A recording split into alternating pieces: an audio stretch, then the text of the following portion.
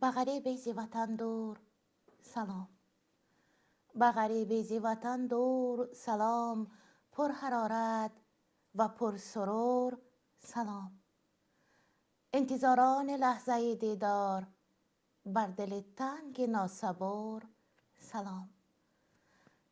کارگرهای ملک سرد عروس، تشنه آفتاب و نور سلام.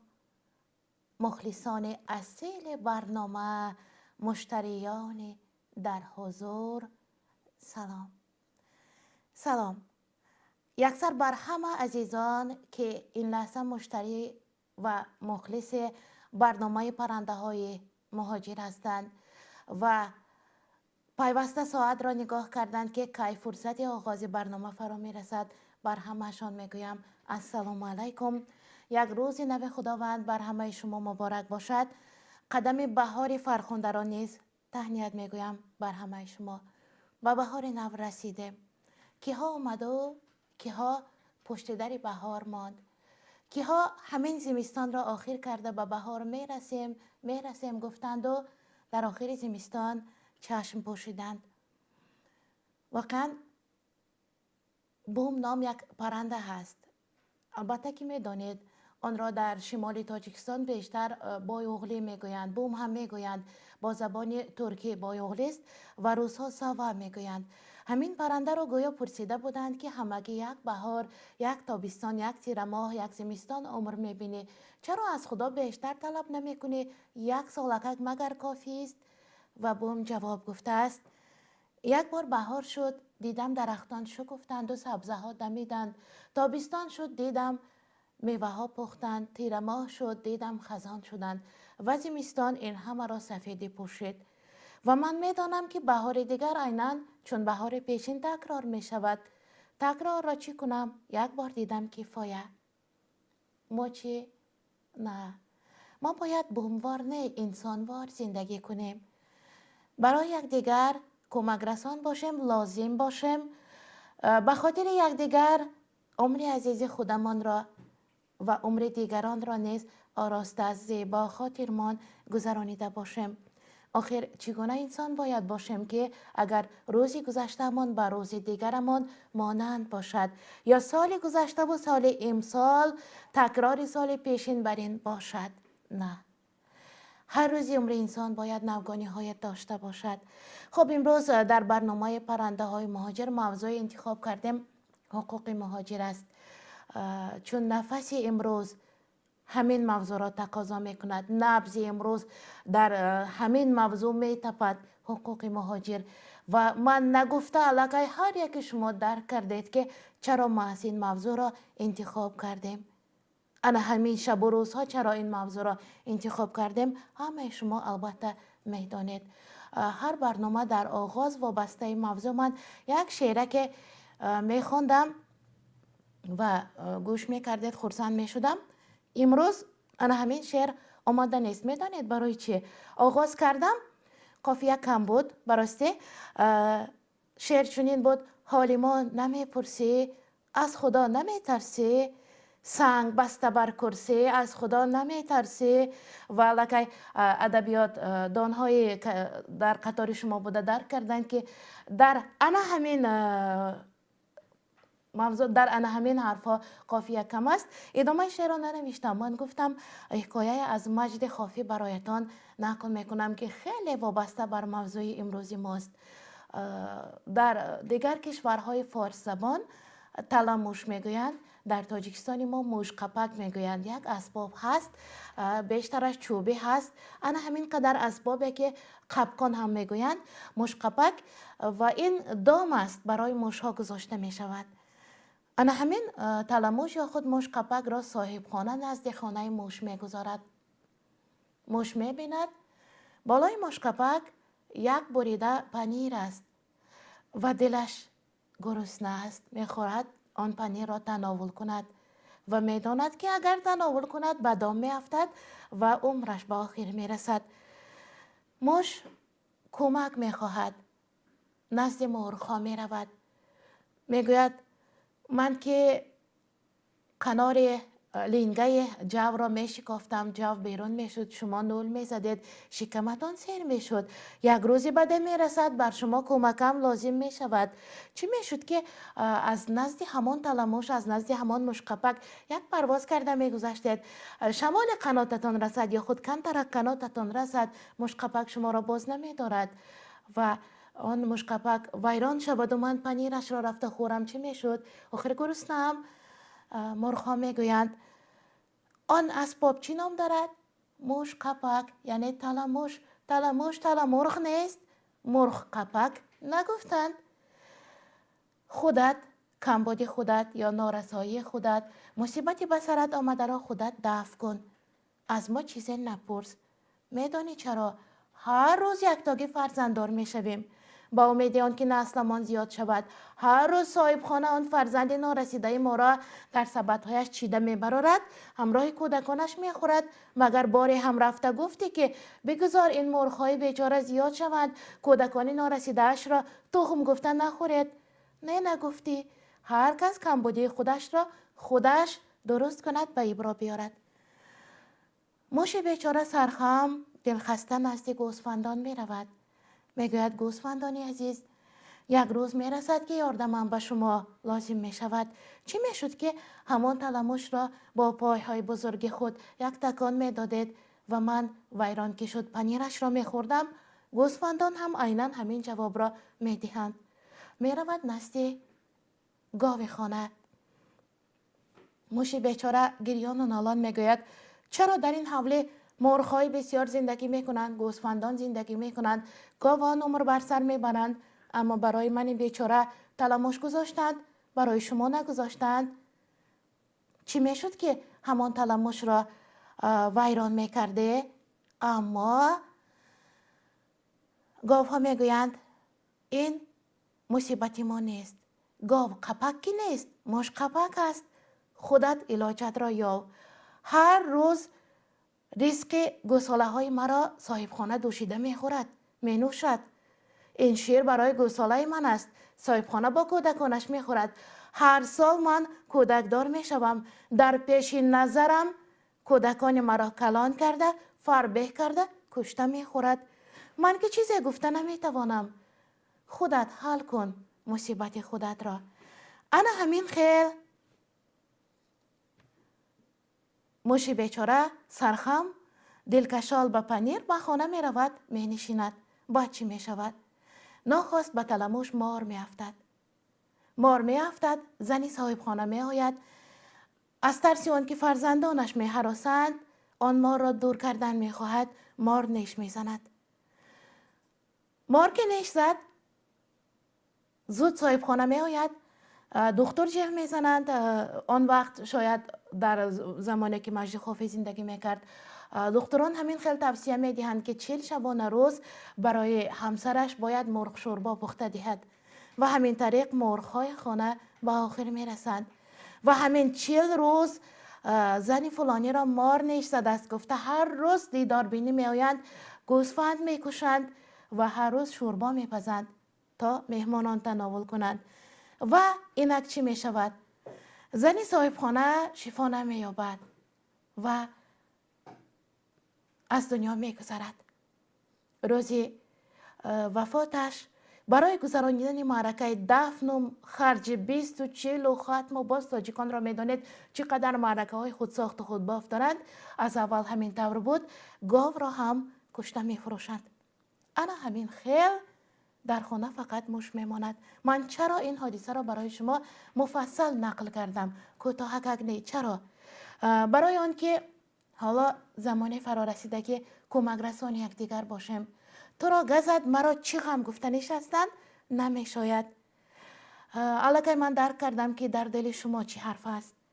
همه شما حالا بابت حقوق مهاجر میخواهید حقوق یک نفر که از حقوق شما حمایت میکرد بابتش حرف زده باشد. برنامه پرنده های مهاجر خاطر رسان میکنم. برنامه یگان قصه های دلاشوب نیست، قصه های تربیوی نیست. پرنده های مهاجر است و موضوع برنامه حقوق مهاجر است. می توانید زنگ زنید، می توانید حرف زنید. خب زنگ های شما را با رقمی که در زیر همین نوار گذاشته شده است قبول میکنیم.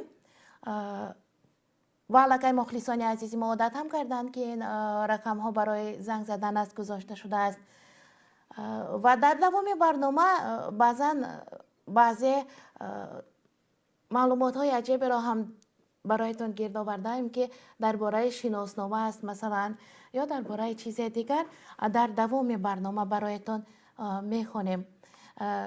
تا دمی که آماده میشوید زنگ میزنید با ما درباره حقوق مهاجر حرف گفتنی دارید برای ما میگویید.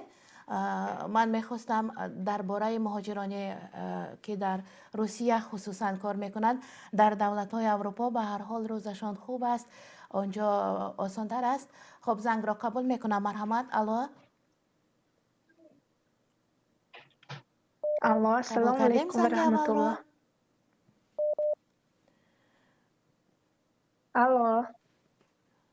خب صدایتان را نشنیدم. شاید از غایت هیجان بود که زنگ زدند و یا خاموش کردند یا صداتان نآمد. عبدالقادر علوی یک شعره که نوشتند السلام علیکم.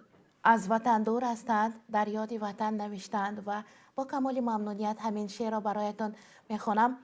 27 سال به سر آمد و من در بدرم. اینک 30 سال است. خب 27 سال به سر آمد و من در بدرم، شدم آواره و از حال وطن به خبرم. خویش و یاران همگی بار سفر بربستند، آه مادر شده چون داغ بر روی قمرم. دور از میهن و یاران وطن زنده جدا، از چنین حال غریبانه چه خونین جگرم. صف کوچیدن ما را مگر آخر نبود، می رود از پی این کوچ سریشک از بسرم. دیگر از شام غریبان شده همسایه من، غصه و غم شده هم همدم و هم همسفرم. شهر بیگانه و پرغلغله و پرغوغا، آدمی چیست که از سایه خود در حذرم. هر قدم شسته و ناشسته برایم نگرد، دلم آتش شود و دود کند مغز سرم. 27 سال به سر آمد و من در بدرم، شدم آواره و از حال وطن به خبرم. شعر از عبدالقادر علوی بود. 27 سال نفران سر 30 سال در بدر هستند.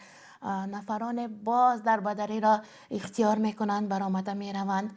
میدانید همین روزها چندین نفر زن و فرزندانشان را با خیال گرفتن از وطن میروند، گرفتن میآیند، میبرند به روسیه، اونجا مقیمی میشوند، شناسنامه روسی میگیرند و زندگی را همانجا دوام دادن میخواهند. آنجا آباد می شود، آنجا اهالی زیاد می شود، خصوص وقتی مردم مهنتکش زحمتکش آسیایی می روند، خصوصا تاجیکان می روند، آنجا آبادتر می شود. خصلت هموطنان ما چنین است که هر کجا رفتند گلزار کردند، هر کجا رفتند بیابان با گلزار مبدل شد. خودی حتی ملک سیبیر را هم توانستند که خیلی آبادی های بخشیده باشند و با چشم خود دیدیم این همه را. من امروز برایتان تا حالت های تکنیکی به ابرا می آید، درست می شود. من برایتان امروز معلومات گرد آوردم درباره شناسنامه. میدونید چرا؟ من فهمیدم که شناسنامه نفری را بیکار کردند به اجازت سود، به قرار سود، به یگان برگزاری یک محکمه، یک گزارش سودی و درباره شناسنامه ها معلومات گفتم و عجایباتی هم پیدا کردم. بار اول 2000 سال قبل درباره شناسنامه در انجیل مسیحیان آورده شده بوده است. اونجا درباره شناسنامه حرفی بوده است.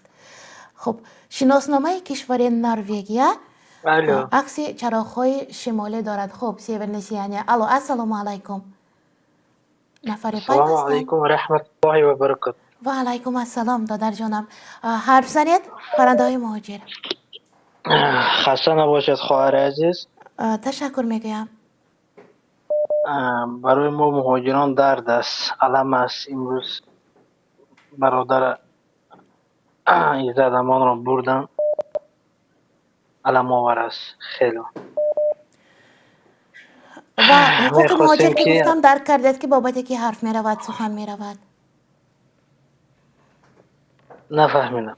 بله برنامه را که حقوق مهاجر گفتم من میدانستم که اول ایزد امان میگویند. نبضی روز همین حرف بله است. بله بله بله بله آخه برای مهاجران امروز یک ماتم هم هست، درد است. برای بله که البته. یک شخصی که برای ملتش خدمت کرد، برای مردمش خدمت کرد، امروز بردن. به حد درد تخت است. میگم مردم بیاید یک جایه شویم، از حقوق خود دفاع کنیم، با که عزت آزادی خواهیم. ما هم میخواهیم. ما هم خیلی میخواهیم که دفاع کرده باشند، سرجم باشند. به قول مردم میگویند از یک گریبان سر برآوردن. بله بله میفهمم. بله. با فکر شما. حکومتدارو خب به فکر من آخه حکومتدارو میگن حاضر ما بریم گپ زنیم، خاین ملت میگن، خاین چی؟ آخه مردی که به ملت خدمت کرد، مردی که کمک خود را رساند، امروز بردن. خیلی فهمیم ما. به بله این سوال چی میگن؟ بله لایق بزرگ هم مردی که میگفت که راست گویم بپرانند. از ذهنم میگفت درست است میپرانند. خواهین ملت گفتن خودش علاقه پراندن است. خب آخه به مردم خدمت کرد، به ملتش خدمت کرد، شب نگفت، روز نگفت، بله کاری که دست باید یاری خود را حکومتداران رساند. میکردند او کرد. امروز بردن پس پنجرش کردن. آخه عیب است، عیب است. ننگ آخه است. مردم که از حق خود دفاع میکند، او را میگن خاین ملت. آخه مردی که به ملت خدمت کرد، بردن زندان کردینش. بیشتر میفهمم. فهمیم. درد است. من زوجه که برآمدن گاو زدن که عزت زوجهشان به حد تاثیر آور بود، به حد. سخنهایی گفتم برای ما. من 4 روز است که هیچ خوردنی هم نمیدارم، کار کردن هم نمیتونم. ما هم در چنین حالت هستیم. باقی در امان خدا. سربلند و فیروز باشه. شما را نیز خداوند نگهبان باشد. خب و مسئله فقط قضیه عزت امان هم نیست تماشابینان عزیز.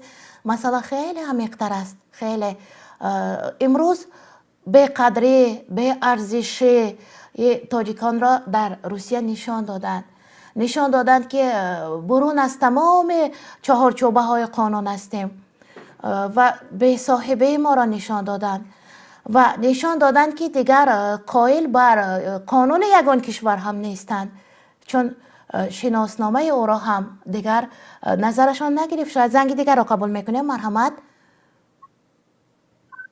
الو السلام علیکم و رحمت الله. و علیکم السلام خواهر جان بفرمایید. من یک زنی مهاجر هستم. به حد ما هم یک درد داریم. به حد همین برای اکه عزت همون به حد زیق شدیم. از مقامات خواهش میکنیم، التجا میکنیم که رها کنن. یک مرد بود که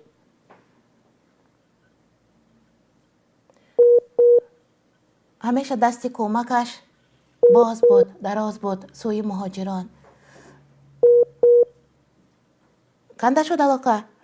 بله عزت نفری بود که همیشه پای کمک مهاجران سعی میکرد و همیشه میشنیدید که از کدام یک گوشه و کنار روسیه سربالا کرده است برای نفر کمک میخواهد دست جمعانه سر جمعانه، خصوص دوران وزنین ترین کرونا را که در خاطر دارد. خیلی از مهاجران در ورقه ها نوشته بودند نام نیچی و است، نوشته بروسی چیز خوردنی نداریم. گرفته بر آمدن چقدر نفران حتی عزت رقم ها هم گذاشته بود که اگر گرسنه هستند ناچار هستند زنگ زنند ما کمک میکنیم. زنگ دیگر را قبول میکنم. الو الو السلام سلام علیکم. علیکم. و علیکم سلام. سوزن خوبین همه کسا سوزن. بله تشکر. اپا جان همین چند روز یک 3 ماه شد افیر میبینم این خیل میشه او خیل میشه من نمیدونم چی گپ میشه چی میشه نمیشه خودش آخر گپ چی میشه یگان چی نشانه هست یا نه نشانه باید چگونه باشد؟ نشانه چی گونه اکه ایزد امون جواب میتین ایل یگان چی گپ شما نفی ایزد را آزادی در میشه وحشتا بله 3 ماه گفتید. من گمان کردم بابت برنامه حرف میزنید. 3 روز است که نه نه. вообще-то не только شما вообще-то من میبینم همین این کلوب میشوه این تا میشوه همه نمیشه با خوبی حل کنیم با تیزی خیلی جد کردن در کار نه چه جد داریم ما این حرف را بر من انقلاب با نفر نمی شود. یک گل باغ نمی کند. همه من باید جنگ نمیخوام برابر. من پروسه با خوبی میخوام همه با خوبی حل شود اخی نمیتونی یک کس کتی با یک منو گپ زده همه میترسه اوزی خب دادر جان میدانید وقتی یک نفر خفته است خوابیده است او را بیدار کرده می شود. بیدار کرده. اما وقتی که همه خود را به خواب زدند می شود بیدار کرد. همه خود را به خواب زدند. همه می ترسند می هراسند. یک 3-4 نفری که نزدی سفارتخانه رفتند و صدا بلند کردند آنها را بردند محکم کردند و علاقه نواقعش را میدونم هم تماشا دیدم کردیم. بردن مور گفته زدن بیچاره چی خب همین خوبه اخی نه خوب نیست. خوب میفهمم. نیست چیکار کنیم من چیکار کنیم چیکار کنیم تو که خبشینیم اخی بله ما هم سری همین مسئله حرف میزنیم چی کار باید کنیم. شاید از سرهای زیاد نه صدای میبراید. این اگر با جنگ چیز شود سراونا ای 4 طرف شدت دارن هم یا تاجیکستان یا نخوشی شود یا زده میگیرن پول تاجیکستان میگیرن میگردیم ازبک و قرغیز و افغان شده هوای بیا نمود به خوبی حل کردن در کار یا ایسو شود یا او طرف شود ما هم طرفداری به همین نام خدا هستیم. اگر گرانیت کشویم نیم تاجیکستان نیم نه 80% تاجیکستان هم که با دستاش گرفته میبیه هم که میپرتوه میپره میبیه بله بله دادر میدانم درک میکنم شما را و هرگز ما هم طرفداری آن نیستیم که جنگ شود. هرگز. چون که باز هم همیشه هیچ که اذیت جنگ نمیخواه را مردم بیچاره قشر ناچار میبیند. نه من همین مردم نو روسیه میبی گرجدانس میکنی پاسپورت میگیری برای چی میکنی اخی پاسپورت اگیری درست پس علنی رو اد کنن نشینی چیزا برورن برای چی این پاسپورت در کار نکنن اخی پاسپورت برای چی در کار اخی من برو بله آدم مردا که 10 سال در اینجا زندگی کردن 20 سال زندگی کرده که معلوماتی همیجا دارد زندگی زن و ماشین خونه همه چی همیجا دارد و گرفتن ماشینی چیزا برو آدم تیپ قلبکی همه چیزا برو آدم پاسپورت گرفتگی زدن روی کردن تاجیکستان و بار اول نیست این کار را بوری اول کردند. کنیش نه بوری اول نیست چی در بله کار نباشن پاسپورت نتیان خیر است که هم خیل میکنن پاسپورت ندهند. گرفتن پاسپورت روسیه شهروند روسیه بودن نیست برای تاجیکان. اینش را هم خوب باید درک کرده باشد. روسیه به آن درک خاطر میکنیم پاسپورت درک میدهد میکنیم که خب خاموش کرد. میفهمیم من نمیدونم اکو چی میشد باید این بر وقت شود نه حل شود ما خطب ایزد امون فساد جان بیاد گشته و پاسپورت شود سنید کنن یگون زیدی دولت هیچ کی گاو نزده همه میخواد آزاد گاو زد ما هم زیدی دولت نگفتیم. خب ما هم انا همین نه سوال رو به شما نه من دانمی شما رو هستیم چی نمیگم باید واقعا کرد. هیچ که نمیخواد کی میخواد وطنش نورم باشه کی میخواد که اپای و خواهر و اولادای و نوتینج زندگی کنه همه میخواد تینج سپاکوین زندگی کنه так نمیدونم روز به روز законای به معنی برآمده است فهمیدم شما رو دادر. اینجا گفتن چرا شناسنامه روسی میدن. شناسنامه روسی گرفتن معنای آن را ندارد که شما دیگر شهروند کامل حقوق روسیه هستید. باز هم بر تاجیکانی که شناسنامه روسی دارند با نظر نوع دوم نگاه میکنند. دوم سورت برای نوع دوم نگاه میکنند. باز هم قوه کاری هستیم. باید کارهای سیاه روسیه را انجام دهیم. کارهای سیاه به آن معنایی که خود روزها هرگز سنگ و قم و شغل نمیکشانند، دیوار نمیبردارند و هرگز افلاسی ها را تازه نمیکنند. شناسنامه روسی گرفتم گفته خرسند میشوند تاجیکان. اما درک نمیکنند که چرا شناسنامه وطن خودمان بهتر است 1000 بار. فقط در وطن باید این همه آبادی و آسودگی، این همه قوه کاری را در وطن خود صرف کرده باشیم. نه همه خیزم رویم و کار کنیم اموجا چی گپ ده اینجا توکای گرم دورنیک و برش و برکه کرده گرم و خیلی بله توکای معلم دورنیک و برش با گفته شما توکای معلم می شود قراول پاسبان کدام یک مؤسسه. بله توکای نفر می تواند سر هر قدم شعر گوید در کجای برف بیل می کند رفته. این درد است. ما را همه فرا تاجیکستان رویم در همون جا زنده کنیم. ما در اینجا یکم پیلوس نیستای. ما در یکم پیلوس لیشنی نیستای. همه اولی که اگر در همون جا یوی من هم در 2 حیات در میرسی نمیبیم. نیتو کرسه لیبو جو نمیرم. بله فهمیدیم شما را. تشکر برای زنگتان. تشکر برای ابراز اندیشه. رحمت انشاءالله سوز میشه. البته با امید روزهای نیک ناامید شیطان است. خیلی ها میگویند اگر نصف همین معاش روسیه را در تاجیکستان دهند ما البته در وطن کار میکردیم.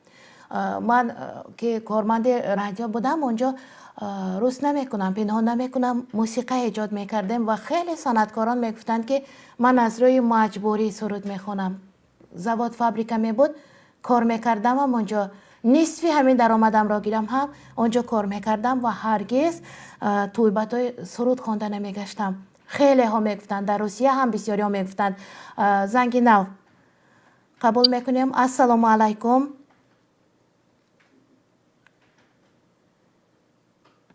نفری در خط علاقه هستند؟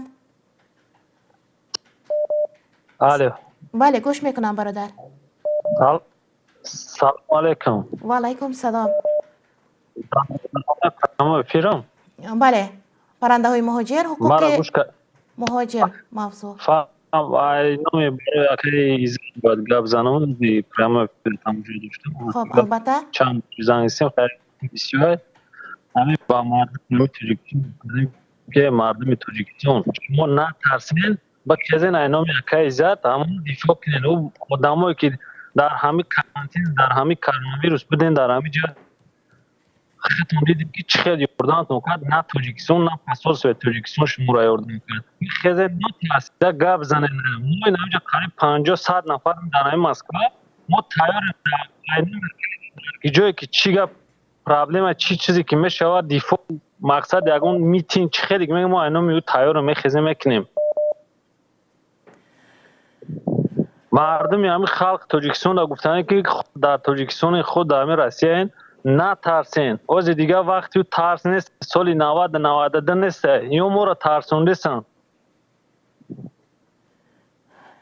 ترس نیست اما یک حرفی هست خیلی مضمون بزرگ دارد ترس از نفر یکی از خدا نمی ترسد باید ترسید هم ما باید خدا بترسیم بخیزن ما را ترسوندیسن کرامت شریف چیکار کردن کرامت شریف چی شد همین اگر ما نخیزیم کرامت شریف فهم خی کردن او خدر ما چشمون اله نبود کشودن نبود اوزی چشم ما هم خی بگیم که کشوده شده اگه بخیزن گپ بزنه نه چی ما میترسین ما همیشه در حیرانم خب نباید ترسیم من شرح دادم ترس از نفری که از خدا نمی ترسد نفرانی که از خدا نترسیدند و این همه ناعدالتی را کردند از آنها کمتره که باید ترسید باید عادلانه راه پیش گرفت راه درست پیش گرفت در همه فهمیدم اپاجوما گپ شما را همون خلق موجودی که در همه جا بودن یوردان تونکات شما همتون اگر هم نباشین پهلوی شما ما را شنویدین میدونین زمو زنی همون خز در همو پرنامه فیر که گپ زد همو قدر همو گپ همو مو دباس ہے باقی در همون خدا باشین همه بخیزن دفاع کنیم برای اکی ایزد ما تیاریم بگذار همه تیار باشند بسیار تشکر برای زنگتان و مراجعتی شما بر کل شنوندگان عزیزی ما تاثیر کند گفته ما هم امید میبندیم سربرارند همگان خب اینجا یک خبر نو درباره ایزد امان از ازده تیوی خبر دادند که امروز 30 مارت وکیل مدافع ایزد امان ژرینوف کریل گریگوریویچ در صحبت با این رسانه گفته است که خلف عزت الله امانویچ که حکومت تاجیکستان ادعا کرده این نام عزت امان خلف عزت الله امانویچ می باشد، آن کس نیست. خلف عموما دیگر نفر است. یعنی خلف عموما دیگر نفر است. خب کریل گریگورویچ گفته است امروز من در دادگاه تверسک شهر مسکو بودم و خودم با پرونده خلف آشنا شدم و پرونده او را به من نشان دادند. خب پرونده نفر دیگری را بهانه کرده عزت امان را بردند. درک کردید؟ معلوم گشت که خلف عزت امان، معلوم شد که این خلف عزت امان خلف عزت الله امانویچ نیست و خیلی جوانتر از عزت امان می باشد. نام و نسب دیگر دارد و تنها اول حرف نام و نسبش با نام و نسب عزت امان شباهت دارد و این یک تصادف است. در دادگاه تверسک شهر مسکو تایید کردند که پرونده خلف عزت الله امانویچ هرگز در این دادگاه بررسی نشده است. انا چه خیلی جنایت میکنند. خب و اینچنین پرونده آنها از اینچنین پرونده خبر ندارند. این معلومات دقیق است ولی من نمیتوانم معلومات خلف را رسانه‌ای کنم چون وکیل مدافع او نیستم. به هر حال وکیل مدافعش هم پیدا می شود، رسانه هم می شود. وکیل مدافع عزت امان در ادامه گفته است احتمالاً وزارت کارهای داخلی تاجیکستان معلومات را در وبگاه دادگاه تверسک دیده یا چون ما فکر کردند این شخص عزت امان است یا بر دروغ آن را به عزت امان ربط دادند. جمله آخر به حقیقت نزدیکتر است. او در آخر صحبت گفت هیچ دادگاه حکم اخراج خلف عزت الله امانویچ را از روسیه صادر نکرده است و حکم اخراج او وجود ندارد. از این برمیآید اگر این خبر درست باشد نفرانی که عزت امان را برای به تاجیکستان بردن مساعدت کردند الکی درک کردند که کاری نهایت خطا کردند، جنایت کردند، جنایت بزرگ کردند، با عمر انسان با جان انسان بازیدند و با حقوق میلیون ها نفر بازیدند، با احساس میلیون ها نفر بازی کردند. دیدید زنگ دیگر را قبول میکنیم. امیدوارم که همه شنوندگان عزیز ما درک کردند که گپ درباره چی رفت، من چی گفتم درباره عزت امان. السلام علیکم. السلام علیکم آپا جان. و علیکم السلام برادر. خب مرحمت شما حرف زنید اکنون. آپا جان ما با قضیه عزت امان گپ میزنیم بله. و با مراجعت داریم به مردم تاجیکستان. خب ما گفتنیم که این مردم ما میتین میخوان گپ میخوان یک از هیچ محل حرکت نکنن، یک جایشین به جای راکیان یک جای بریم کار را بینیم. موزی با پاسپورت و یا آدم رفته قبیدن اینا چیمچی گپورا در سر او زدن رفت. دیگه با مردم تاجیکستان گفتنیم همه آدمی دعوا کرده که عزت امان پول گرفتگی همه آدم یا بلو کنم بیوان کیه چیه پول نه اون پول در کلام ما کلام میگیرم اون پولی اکای عزت امان گرفتگی دوائنوی ما جواب شما میگم همه آدم بیوان برادر. انا همین فکر رو من هم بر سر داشتم. من هم گفتم نفری که دعوا میکند که عزت امان از او پول گرفته است برایت به منبر همه تاجیکان جمع شوند برای همون خیریه دهند. بله برای ما همیت دوائنوی سیوائنوی ما جواب شما میگم همه آدم دعوا داشته باشه برای افیرده ما قیش گپ زنیم. بعد یک قضیه دیگه پاجون که بختوار جمعیف بوده تایگه همکاری که اکی زدم. بله. هم هیچ خط خبر نیست. ممکن باشد که هم جانش در خطر باشه. اگه کس اگری درکی داشته باشه اگه خبر رسانه‌ای بده به ما. بختوار جمعیف اگر این حال ما رو شنوندگان بینندگان میشنوند بابت او خبری داشته باشند همو مراجعت کرده همو آدم همو در هیچ جا ندیستیم. خواهش دارم که کردیم اگر درک داره در گیجای یک خبر بتونم به مردم که در گیجای بختوار جمعیف. بله البته چون میشنوند بینندگان عزیز البته میدهند خبره. اگر شنیده ایستادن نفری خبر دارد این حال میتواند بر ما هم مراجعت کند زنگ زند گوید که او در کجاست. بله کسی خبر دارد مراجعت کنه برای ما خدمت کرده گرده مردم مهاجر. بی‌طرف نباشیم برای آدمم، برای عزیزمونم و گفتنیم که کدام چی کار کردین یک جای بریم، یک از کس نریم، یک از کس همه جا شکست میخوریم. درست، بهترین پیشنهاد بود. مرحمت، زنگ زنند هر نفر درباره بختاور تشکر جمعه. زیاد اپا جون، تشکر زیاد. تشکر برای زنگتان، برای پیشنهادتان. بختاور جمعه، اگر همه شما ما را میشنوید بابت او حرفه میدانید، درک میدانید، زنگ زده گویید که او کجاست. دولتمند کوهستانی گفتند عزت امان، مهاجران در سایه عزت امان بودند. درست است، یک سایه کننده بود برای مهاجران. اینجا به معنای آن که دل پر داشتند که نفر طرفگیرشان هست، چون مقامات های خود کشور، سفارتخانه ها، سفیران طرفگیری مهاجران تاجیک نبودند، یگانه او بود. ما هم در روسیه بودیم و از سر گذراندیم حیاتی آنجا را چگونه حق و حقوق دارد تاجیک. زنگ دیگر. الو، السلام علیکم. علیکم السلام و رحمت الله و برکاته. خوب خواهرکم، گوش میکنیم شما را. اپا جان هستید شاید؟ خدای شهروندی کلاب هستم.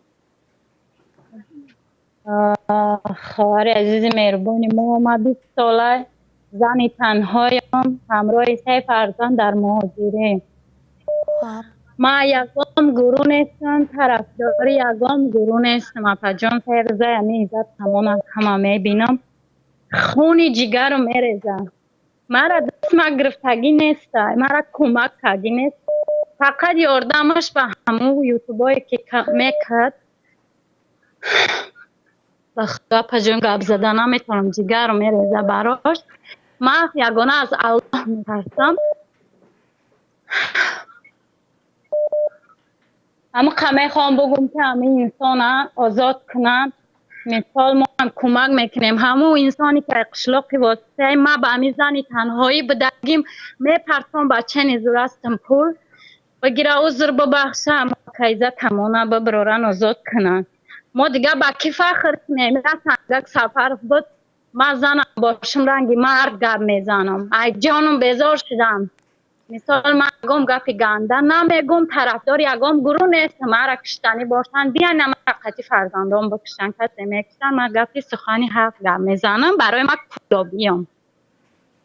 علاقه عادت کردیم که سخنی حق گویم میکشند، میگویند من فقط حق را میگویم بگذار بیاین کشند. تیار میشم با کشتنشان، بعد میگویم من حق را میگویم کشند. سال 2003 اپا جان اکی مرا 19 ساله بود، ما بای نیستیم، میلیونر نیستیم. سال 2003 اکی مرا در دوشنبه کشتن، در قدش پرتافتنش یگام خبرش نیامد. 19 ساله بود. ما دیگه خونه دیدگیم نمیترسیم. من دودر دارم، خدمت مردی کلانی خانه گرفتم، آمم که تا اینکه پدر مادر من نگاه کنم در همون جا مهاجری کار کنم. فخر میکنم که ما تنگل سفر داشتیم، لنگری داشتیم، ما کرامت شریف داشتیم.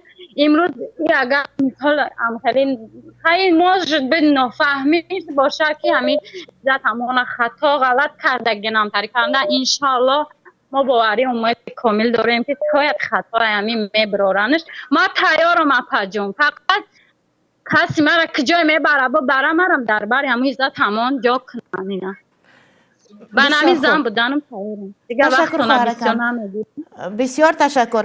خب میرسد روزی که زنجیر غلامان بشکند، دیدم از روضه دیوار زندان شما، ای جوانان عجم جان من و جان شما. خواهر جان، جان شما نصیب شما باشد، نصیب شما باشد و هرگز نفر قصد جانتان نکرده باشد. فراموش نکنید گذاشتن لایک را تا نوار پهن شود، دیگران نیز برخوردار باشند. شاید فکری از آنها برمیخیزد باید چی کار کرد برای حمایت حقوق مهاجر. عموما این موضوع را در بر گرفتن میخواستم و علاقه تیار بودم که همین که برنامه را آغاز کردیم و حقوق مهاجر گفتیم، مردم اول عزت امان میگویند. میدانید چرا؟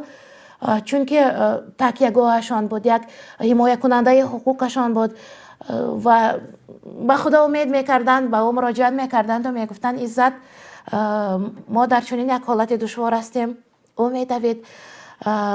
اینجا در پهلوی نواره که ما میبریم در اینجا نوشتند الکسی با نام با راه قانونی از فرض که سود طلب کردن در کار. اکای عزت دزدیدند، مرگ این حکومت دوست نوشتند. من خوندم که مرگ حکومت دوست گفتند. در حقیقت دوست آخر دزدیدند که دوست نه برای آن می دزدد که نیاز دارد، برای آن می دزدد که دزد است. گفته است محمد حجازی، اینش را من نگفتم. او گفته است برای آن می دزدد که دزد است، برای نیازش نه. زنگ دیگر را قبول میکنیم. الو، السلام علیکم. الو، و علیکم السلام. گوش میکنم برادر. ما از این حکومت طلب کنیم که عزت امام رو برگردان و حقوق رو پایمال کردن. همه مهاجران رو طلب داریم که عزت امام برگردد در مسکو، از محبس آزاد کردن. باقی در امان خدا باشین. شما هم در امان خدا باشید. و دادر جان شاید درک کردید که ما گفتیم اشتباه شده است و به جای کسی دیگر را بردن. اشتباه عجب. نام و نسب، نام پدر موافقه کرده است، شاید موافقه هم نکرده است، آغاز حرف موافقه کرده، باقی مونده فامیل فقط، نسبش موافقه کرده است و گرفته بردند. خب اینجا خبر دیگر آمده. رادیو آزادی چند دقیقه پیش خبر داده که گویا پسر عزت امان با پدرش نیم ساعت ملاقات کرده و فعلا وضع سلامتی او را خوب ارزیابی میکند. محمد یوسف خولف پسر عزت امان در صحبت با رادیو آزادی گفته است ملاقات روز 30 مارس در بازداشتگاه موقتی وزارت کارهای داخلی تاجیکستان صورت گرفته و مقامات وعده دادند روزهای نزدیک آزاد خواهد شد. محمد یوسف خولف پسر عزت امان سلامتیش خوب بود. مقامات به خودم و هم به پدرم گفتند که ضرری رسانده شده را برگردانیم و او آزاد می شود. برمیگردانیم یعنی که برگردانیم آزاد می شود.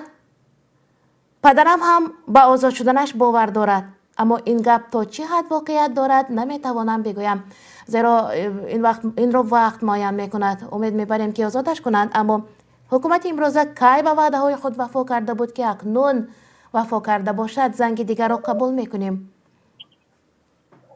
السلام علیکم. و علیکم سلام. سلام علیکم. و علیکم سلام برادر، گوش میکنم شما را. حضور رحمت که مقصد پیوست کردن در پخش زنده خود. من همین را گفتنی هستم که اصلا اوله عزت امان، فرزند عزت امان هرگز دلگیر نباشند. انشاءالله الله با عزت امان است. مردم تاجیک، مردم مهاجر، مردم مسلمان با عزت امان است. انشاءالله با نزدیکی و انسانیت باید با آزادی آزاد میشد. لیکن اشتباه کلانی کرده حکومتیان این است که این یک قلب امروز با قلب تاجیکا را شکست دادن در روسیه. ما خود بس نبود که مقصد مهاجر بودیم، ما دل شکست دادیم، نزدیکان خود رو از دست دادیم، خود چند قربانی این ملت شدیم. همین خود بس نبود که امروز با یک مقصد سرداری ما، سروری ما را گرفتن بردن این کار کردن. این خوینی همین ملت نشان میتید. با خدا اگر شما اور دارین یگان کمتر هم باشد حکومتی ها التماس اور ناموس فرزند همین ملت خود رو حس میکنید یا نه؟ شما میدانید چی کار کردین؟ من دین پیش یک ویدیو کردم، پرت افتم، گفتم همه عزت امان آزادی عزت امان میخوام. امروز مادر 57 ساله منو گرفتن بردن. مقصد فرزند تو خوین، من به نام الله خوین نیستم، من مردکارم، صاحب 6 فرزند. برای چی این کارا میکنین شما؟ این خیلی نکنین التماس. چی همه چی کاری میکنین کنین در همون جنت روی زمین خودتون در همون تاجیکستان زندگی کنین، نه که التماس او مردک از سر تین او این کاری کردگی خودتون پروت خودتون میبروید به نام الله. این خیلی نکنین. من باور دارم که ما را میشنوند.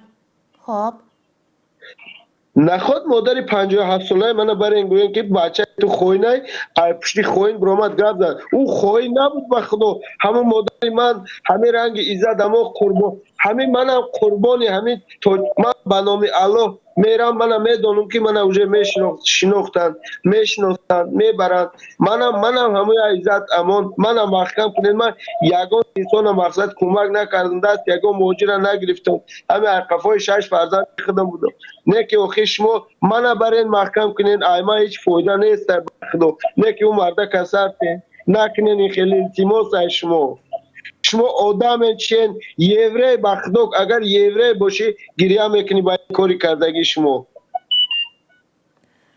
بهترین سخن هزار رحمت کلان دیگر یگان گفتنی ندارم الله با همین نزدیکان عزت امان صبر جمیل تیاد خدا اگر خواهد میبراید و انسان اپای جان دلشکسته نباشد همین اویلایی که عزت امان هم میبینم به نام الله ای چشمم گریه میبید 3-4 روز است خوب کرده نیستم به خدا او مرده به آزادی میبراید او روسا یک гап дорад мегӯяд каждый трудность нас делает сильнее иншааллоҳ ӯ мардак ба қувваттар мебарояд ба обрӯтар мебарояд авҷа ҳама дар паноҳи аллоҳ бошед و الکه این همه گفته های ما آبروی اوست حکومت آبروی خود را کاست با یک اشتباه کردهش آبروی کمی بزرگ داشتهش را باز هم کاست باز هم شکسته تر کرد چون که دل نانبیارهایش را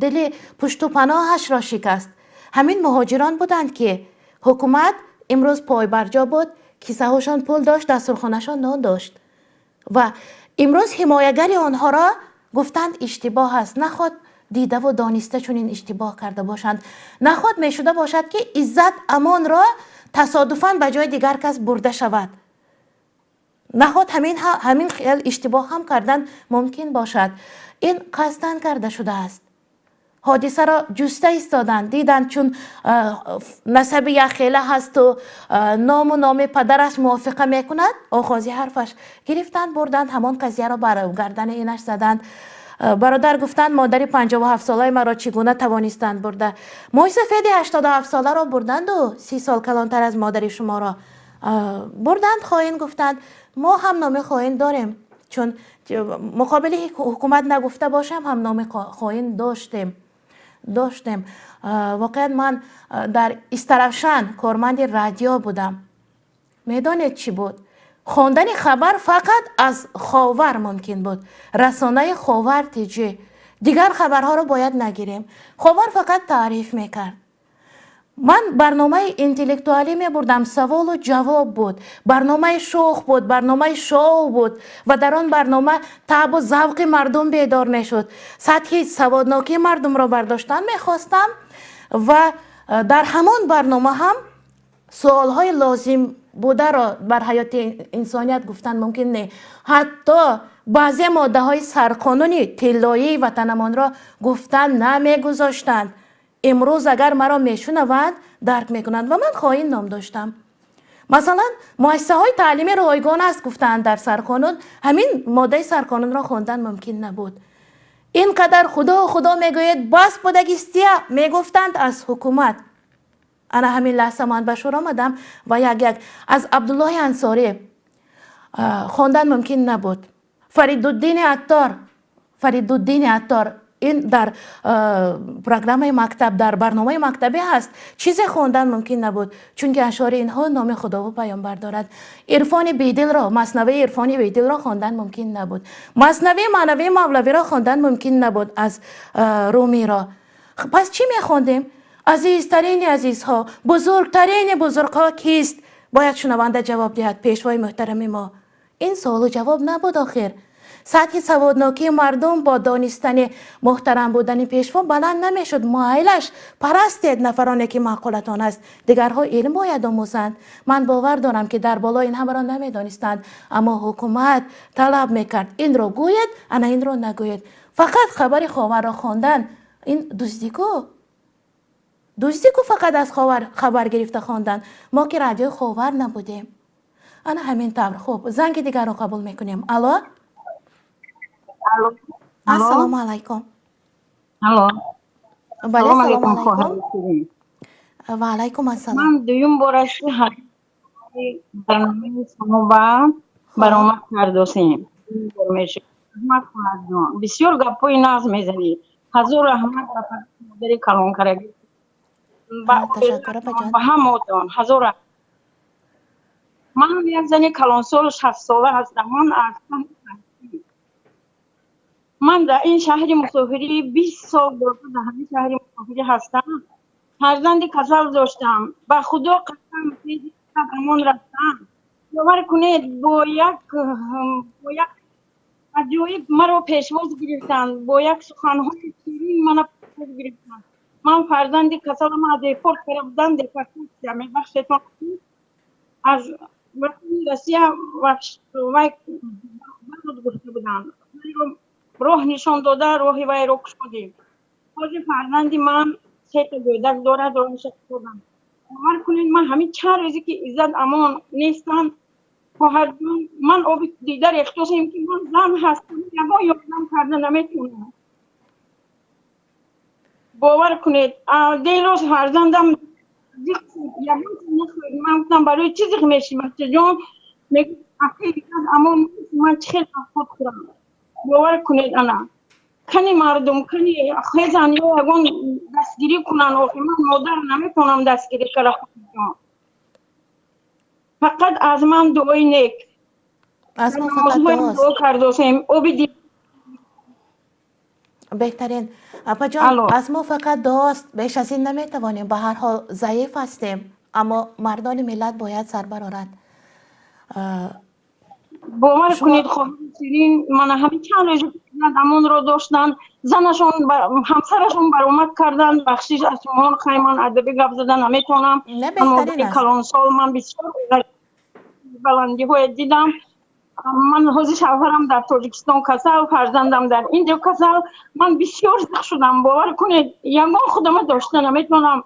هر جوری شیرین نمیدونم من فقط میکنم و میگم که هم کدوم آدمی که دست میرساند خیلی وای زن و فرزندون ما یوری در کروخی کمتر یوردم رسانند کمتر مبلغ کنند برای ادوکاتی عزت امان. هیچ گپ هست عزت امان بسیار همه با یوردم کردن نه بهترین خواهر در شهر سملنسک بودیم یوردم کردن. باور کنید خواهر جون شیرین باور میکنم. آزادی تشکر خواهر جان. اپا جان هستید البته. خب اپا جان دعا کنید که بیدار شوند. من مادری 3 فرزند 10 نبیره دارم. خداوند زیاده کرده باشد شما را. تشکر. مادر گریسته حرف میزند.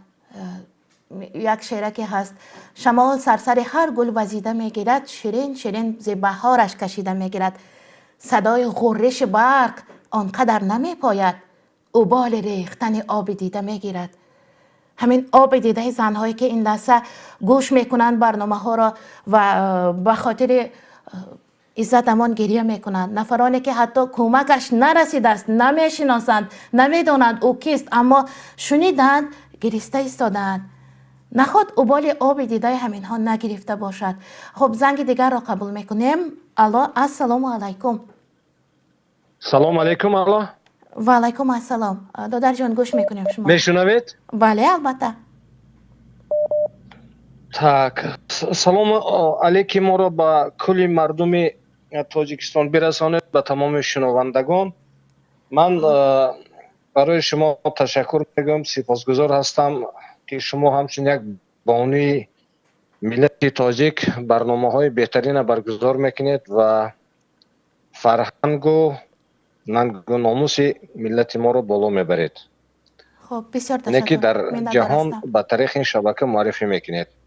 خب من بسیار تمنای آن را داشتم که مادران تاجیک مثل شما چنین با فرهنگ و بانند و ناموس باشند و پشتیبان فرهنگ و نام ملت باشند. بسیار و امروز راست دیگر یک مورد یک حالت شده است که با تمام ملت تاجیک چه زن باشد چه مرد باشد چه جوان бошад ва чӣ пир бошад бояд муттаҳид бошанд ва барои раҳо кардани бародарамон Иzzati Amon талош кунанд ва муроҷиат ба созмонҳои ҳифзи ҳуқуқ, ба созмонҳои байналмилалӣ кунанд, ба тамоми созмонҳое ки дар хориҷи кишвар ҳастанд ва чӣ дар сафоратҳое ки дар дохили кишвари Тоҷикистон ҳастанд, ба онҳо муроҷиат кунанд, то оне ки мо тавонем ин бародар ва он дигар бародароне ки ғайриқонунӣ дар зиндонҳои Тоҷикистон қарор доранд, азият мекашанд, бояд озод кунем. Ва ман бисёр талаб мекунам аз ҳукумати диктатурии Тоҷикистон ки даст кашанд аз зулму ситам, даст кашанд аз зулми равшанфикрон, озодихоҳон ни миллат, бас кунанд миллаткуширо.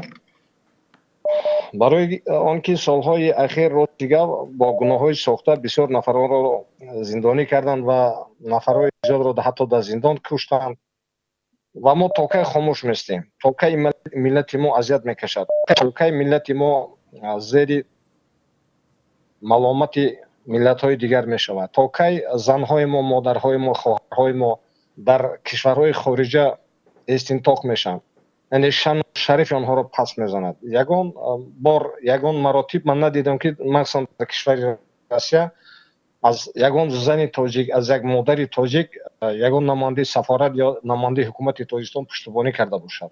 Танҳо ман солҳое ки дар Москав кор мекардам, ягона зане буд ки бо номи Гаҳвара Ҷураевна,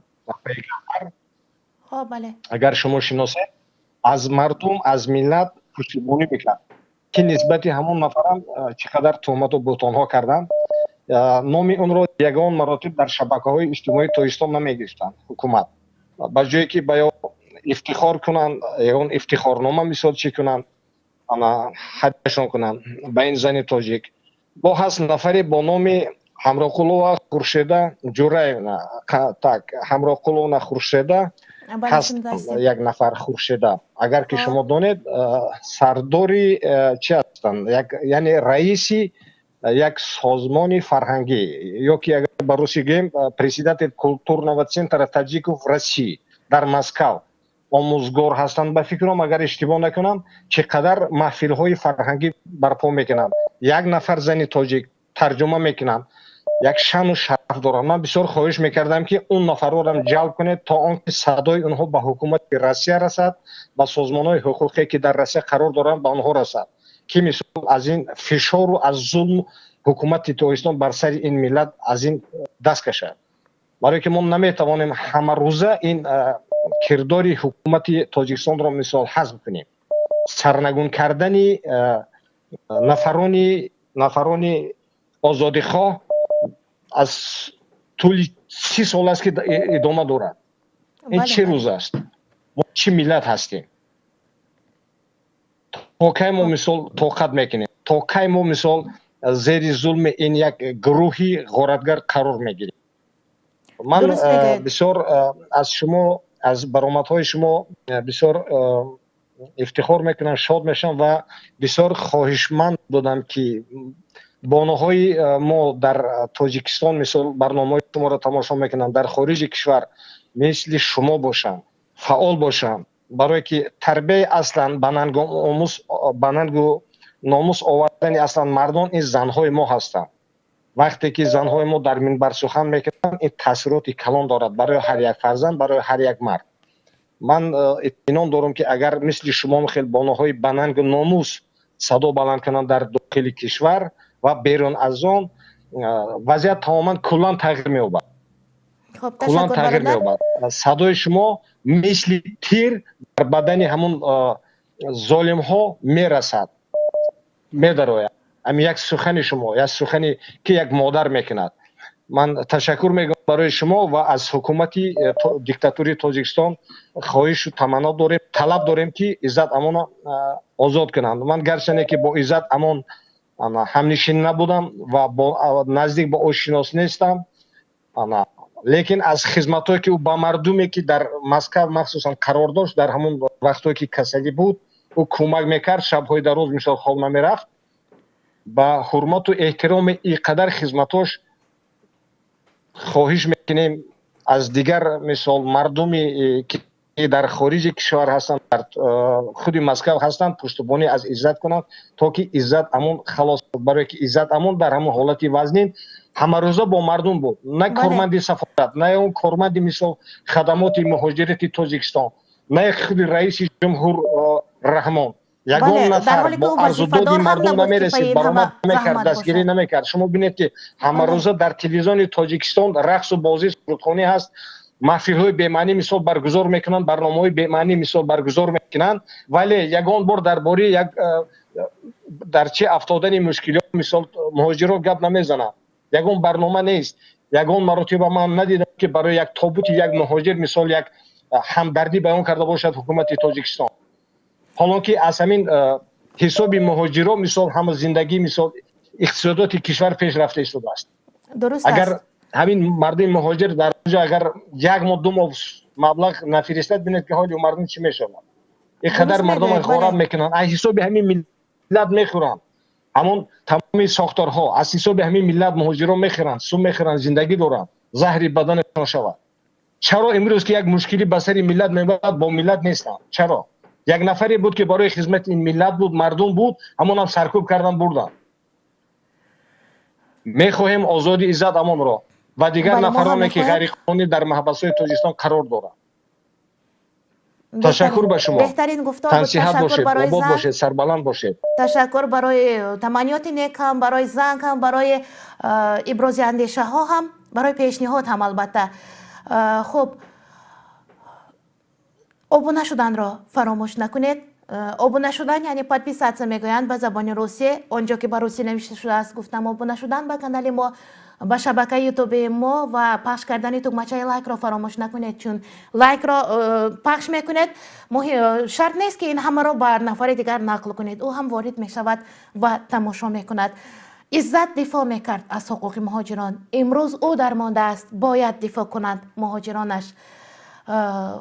چرا مهاجرانش گفتم او وظیفه دار هم نبود که از حقوق دیگرها دفاع کرده باشد حمایت کرده باشد اما سر مردیش را برداشت و گفت من باید وظیفه خود را انسانیگری خود را اجرا کنم.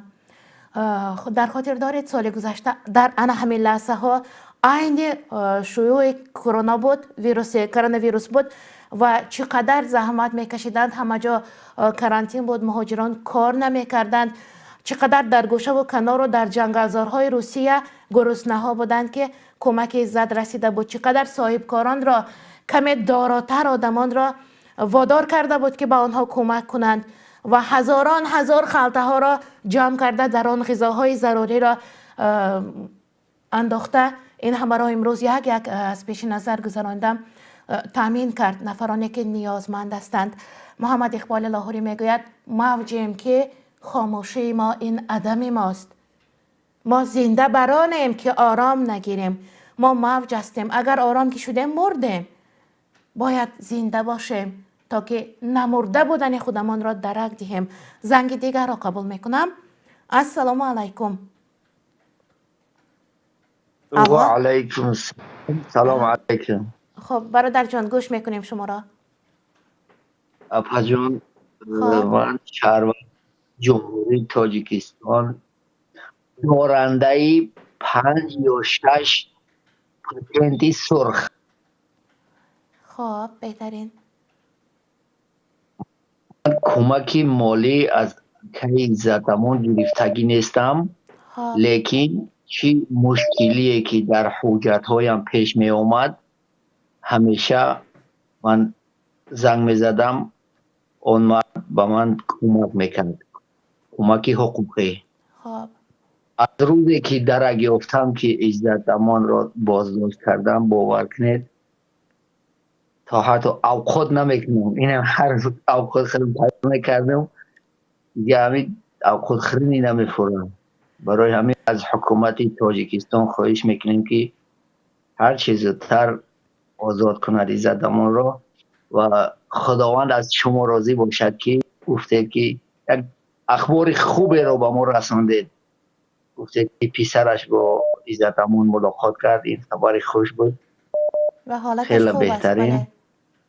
بعد موضوع نسبت عذاب مهاجران یک روز من از یک بازار گذر میکردم از نزد یک بازار خب به همون اصطلاح خودشون امانسا همونجا در اومده بودن همین اتوبوس هستن اتوبوس چقدر پر میکنه نگه نمیکنه که تو پاسپورت داری پتنت داری چیزی داری هم خیلی مونه در پیش در شتش قدیم خیزد پاسپورت رسید داشت دیگه همون جایی سمت همین دل موندگی همین دکمنتش وطن مردم هست صد اگر چی باشی قدر قیمت نداریم بعد پجون ما همین خیلی هیجان دارم گپ زدگی نیستم یکم جدا اکنه خیلی شیدم توی خموری که زدم آزادی اکه عزت امان رو میخوایم مهاجر ما برای آزادی اکه عزت امان و همه کار ما تیاریم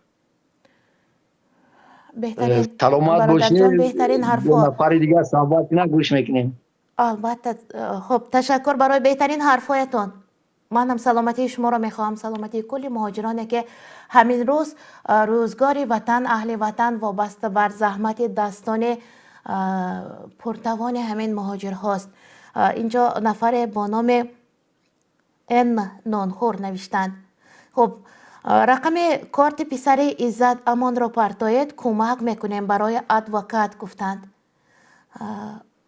خب برای گرفتن ادوکات کمک میکردند مهاجران شما گپ زده ایستاده و مادر جان زنگ زده گریه کردند برادران زنگ میزنند گریهشان میآید غمگین هستند از صدا معلوم است که غمگین هستند برای عزت امان انا همین آبرو است چه خوب است که با مصیبت میافتی و همگان افسوس میخورند غم میخورند بعضی آدم مصیبت ندارد زنده و سلامت است اما چندین بار آرزو میکنند که بمیرد چندین بار می نویسند مرده است یا نمرده است گفته و میدانند که نمرده است خرسند هم میشوند مرده است گفته ببینید که نفر چون به مصیبت افتاده اینقدر مردم سر دفاع او حرف میزنند خوراک از گلویشان نمیگذارد از گلویشان خوراک الکه آبرو است آبرو را من و شما جمع کرده داده نمیتوانیم آبرو را خداوند میدهد و به همه هم نمیداده است آبرو را آنچه که عیان است حاجت به بیان نیست زنگ دیگر را قبول میکنیم پیوسته زنگ زده ایستادند مخلصان عزیز برنامه پرنده‌های مهاجر السلام علیکم بله گوش میکنیم شما را سلام علیکم و علیکم السلام اپا امی یک چی را ما گفتم بفهمم امی نشد اکی عزت امانده خب مقصد من در امی روسیه من بچه دارم فرزند دارم بگیم انا زنم بگیم خیلی اروسی هم بگیم میشود یعنی که شهادت پاسپورت اروسی باید پدوات میکردیم خب انا ما اومدیم غلطیدیم در روسیه وقتی که میخواستیم پدوات کنیم در گражданство یکم ترک پرابلم شد چون که ما رو نکردن خیلی دو پرابلم گفتن که روید سفارت تاجیکستان اونجا یک کاغذ بیارید یعنی شما سودیمست نیستید وقتی که ما رفتیم سفارت تاجیکستان همه خیر روی راست به من گفتن که ما پرابلم خودمون مقصد کم نیسته که با ما پرابلم تر بگیریم پیش ببریم بعد من گفتم که آخه اکا مرا یکی امی جای دکومنت میکردگی فیمیلیسی امین روسیه را اون کردن که شتاب که من امین پاسپورت تاجیکستان بیام من ای طرف همونو پیش ما آمده استیم به من گفتن که ما دفعه نداره شما یک جا اومدگید ما پرابلم خودمون بسیار تره روید کارستان خودتون حل کنید خب انا که مقصد گپ که همین اکه عزت امان من نمیشناسم راستی گپ همین تلویزیون داو بنا مقصد همین میدیدم که همین بچهای تاجیک بسیار یاردم میکردن بعد من نمره همین اکه را اینترنت گفتم تلفن کردم گفتم اکه همین کارو بار من просто فکر کردم که مادامی که پاسول تاجیکستان که کاری من بود نکرد یعنی که اکا عزت امان با فکرم که بود نمیکند خیلی همیشه توکل با خدا تلفن کردیم با اکا عزت امان اکا عزت امان گفتن که من با میگم که من نمیشناسم اکا عزت امان با من گفتن که این روزی تلفن کردگی من بود روز شنبه اما گفتن که روز شنبه در کدام در مترو فیلیوس که من با شما وا میخوریم همه مقصد انا کاراتونه با من پیشنهاد میکنه من تا حد امکان چقدر که تونستم مقصد حل میکنم خب گفتم اکا ما با اکا عزت امان روز شنبه وا خوردیم اکا عزت امان داکومنت ما رو همش دید همش نگاه کرد همش چیکار کرد شکرانه الله این کاری من بود سال 2000 و خدا دروغم نکنه 2018 بود می همیشه بود 2019 گریته الحمدلله با یاری اکای عزت امان من الحمدلله امروز پاسپورت گرفتم صاحب فرزندم هستم مثال خانه آباد دارم زندگیم همش مثلا وای است انا بعد همین پروپال شدم در مسکو پیش پاسپورت تاجیکستان باز میخه یک اکما یگان کارم کنه داشتم پاسپورت زده پروس همیشه گفتم یک بدرم کنی در آمدم پروس من در یک سپرافکا در کار بود برای فرزندم وقتی که من میخواستم من فرزند تاجیکستان برام من خواستم که ای همونجا یگان سپرافکا گفتن سپرافکا گفتم بگیرم اصلا من گپ نزدن من پروس میگم که اکا من در یک خانه تایوردن که من در یک سپرافکا که من در направление پیش شما روان کردگیم میگه چی سپرافکا در کار تا پیش ما نبیو اینجا ما کارای خودمون بسیاره غم نتیم انا خلاص گپ انا همین چی کاری که گذشت همین چیزا را گفته استیم همین کارایی که حقیقتی که من داشته مثلا ما همین چیزا قطعی رو غلطی دگیم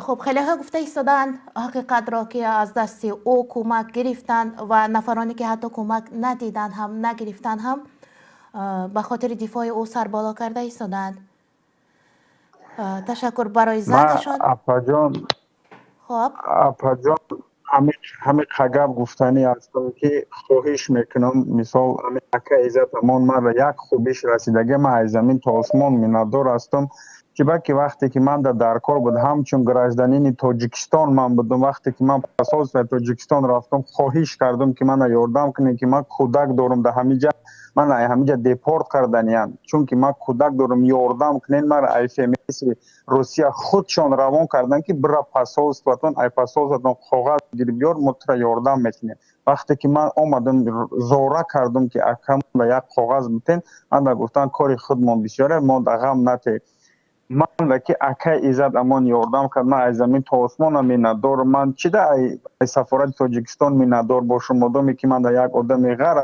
از ای کارگری دولت بگیم به من یاردم کرد کنشن من میخواهم که اکای عزت امان در مقصد در آزادی باشد من میخواهم که اکای عزت امان در وقتی که همین پاندمی بود چی قدر یاری اکای عزت امان رسیدگی بود الحمدلله بسیاری تاجیکایی که در همین غریبی هستند در همین روسیه بسیارش میدونن که در همین روسیه زندگی کردن چه خیلی قینه نوابسته که تو اگر شاید که پاسپورت او روسیست که داشته بود شاید که نداشته بود سراونا با ما اون قینه سراونا همین اکای عزت امان یاردم میکرد با من یک یاردمش رسیدگی الحمدلله من همین قصد میندار هستم میخواهم که اکای عزت امان در آزادی باشد یاردم اکای عزت امان به همه مهاجرا رسیده بود باز میرسد خب بله بهترین اینجا تاجیکستانی نفری نوشتن اپا جان کوتاه‌تر سوالا را دین گپ زنن نوبت به دیگرها هم رسد برای همین من مجبور هستم که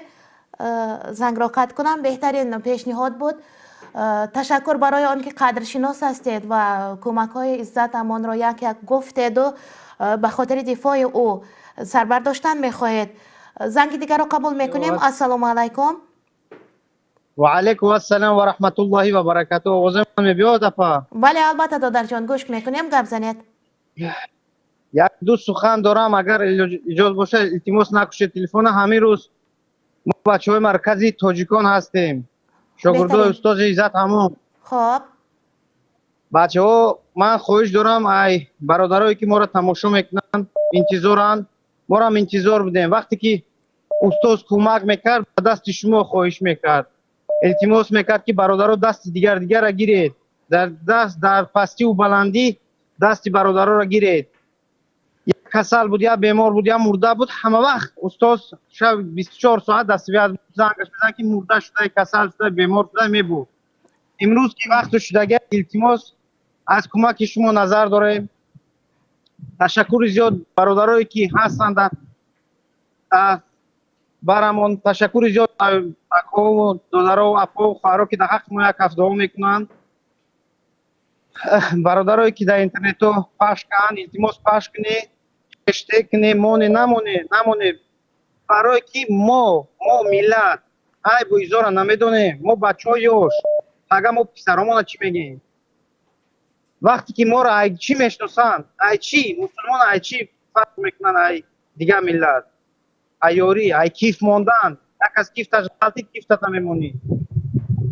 خب دادر جان، شما از مرکز تاجیکان گفتید یگان اقدام پیش گرفتید، مثلا کوشش کرده ایستاده و با چه اقدامی آمدید یا چی فکره؟ اپا جان خیلی ما انشاءالله ما شکرانه خدا او استازی ما هست، او ما را تربیت دادگی، او ما را یگان بار گپی خطا گفتن نیست. دوی میشتیم تا ساعت 2 شب، 3 شب، 4 شب میشتیم.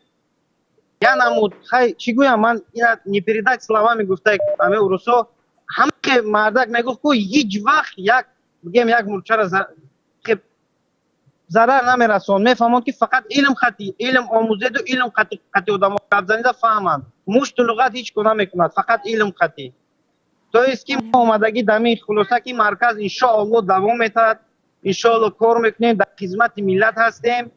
امروز با یک خبری بزه بچه ها آمدن که آفیس شده در آمدن، خیلی کاراش نبود کردیم. گفتن که در وزارت، در کنسولگری مسکو ما را گفتن که ما عزت همون برده شنودیم، ما اون کاراچی گره کدام همون جرا ما میشنونیم، ما لطو کوب میکنیم نروی اونجا. ما گفتیم نه آخی بیایی شده در ما قطعی لبای آدمش لبای خیلی گپ میزنیم. ما شکرانه خدا نه گریختیم نه میگریزیم. ما گپی حق که گفتیم حق تو آخر میگیم. ما نخو که یک بگیم ترسلی شکل باشیم که گریزیم. نه ما زنده ایم شکرانه خدا. ما را خداوند خیلی آخی. خب دادر جان، شما شاگردان ایزدمان هستید که در همان سازمان تاجیکان، جمعیت تاجیکان. اینجا شنوندگان عزیز ما پرسیدند که بختاور جمعه‌زاده از روزی که عزتمان را بردند او هم نیست. شکرانه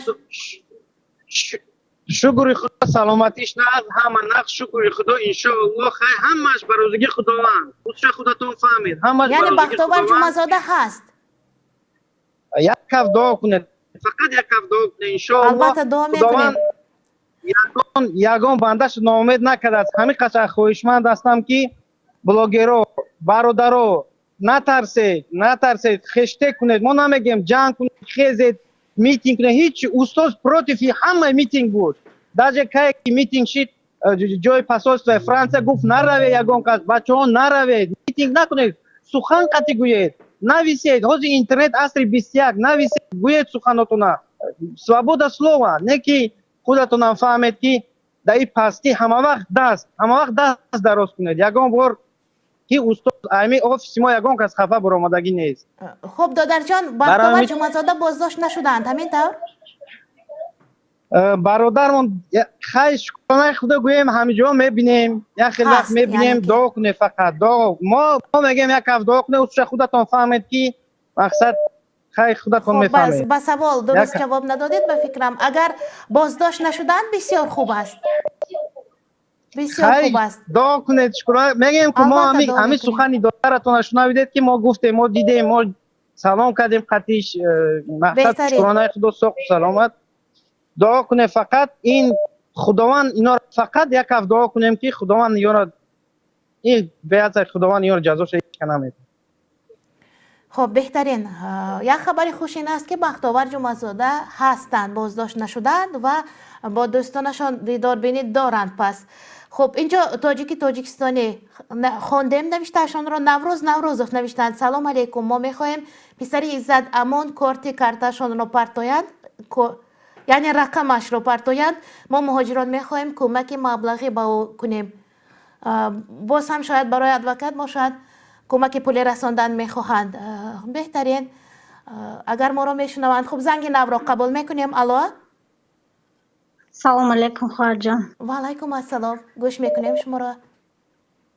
خواهر جان ما را من مهاجرین در همی شهر مسافر در که عزت ما فهمیدیم با خدا جگر خون شدیم.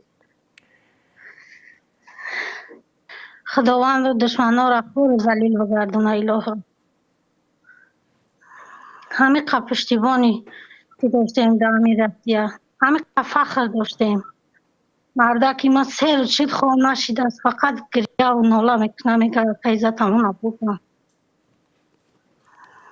ایچی حال ایچی روز ای در سر مهاجرا نخوا که ای باید شرمندگی ای نمگست. بله درد و داغ ملت است.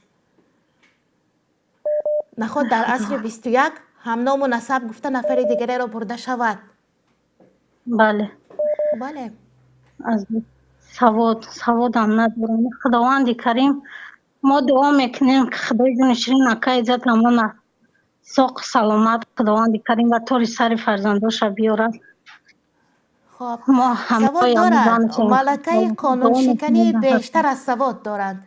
از سوادشان بیشتر است ملکه قانون شکستنشان. ملکه دزدی کردن، آبولای کردن یگان قانون.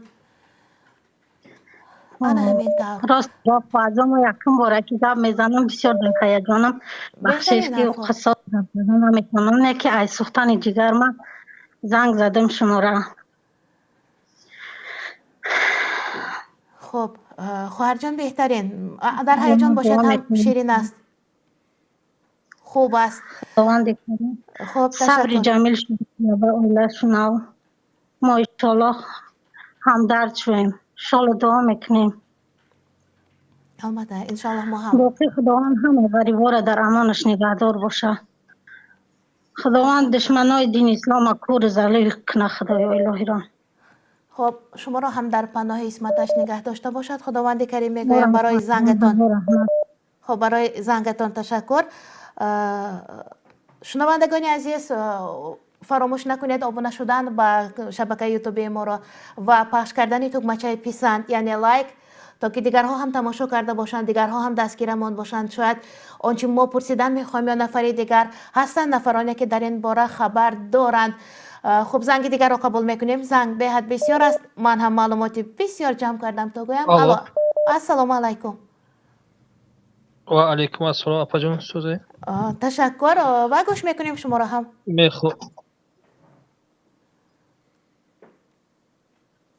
گوش میکنیم.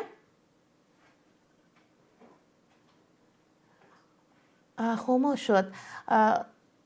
خیلی معلومات های عجیب جمع کرده بودم درباره شناسنامه، چون شنیدم شناسنامه نفر را لغو کردن یا شهروندیش را لغو کردن توانستند. عجبا. میدانید شناسنامه کشور نروژیا عکس چراغ‌های شمالی دارد. سیورنسی یعنی میگویند که میدانید شونه خیلی درخشان در آسمان نمودار می شود گویا بر زمین فرآمده ایستاده است. شناسنامه نروژیا انا همین خیلی عکس ها داشته است.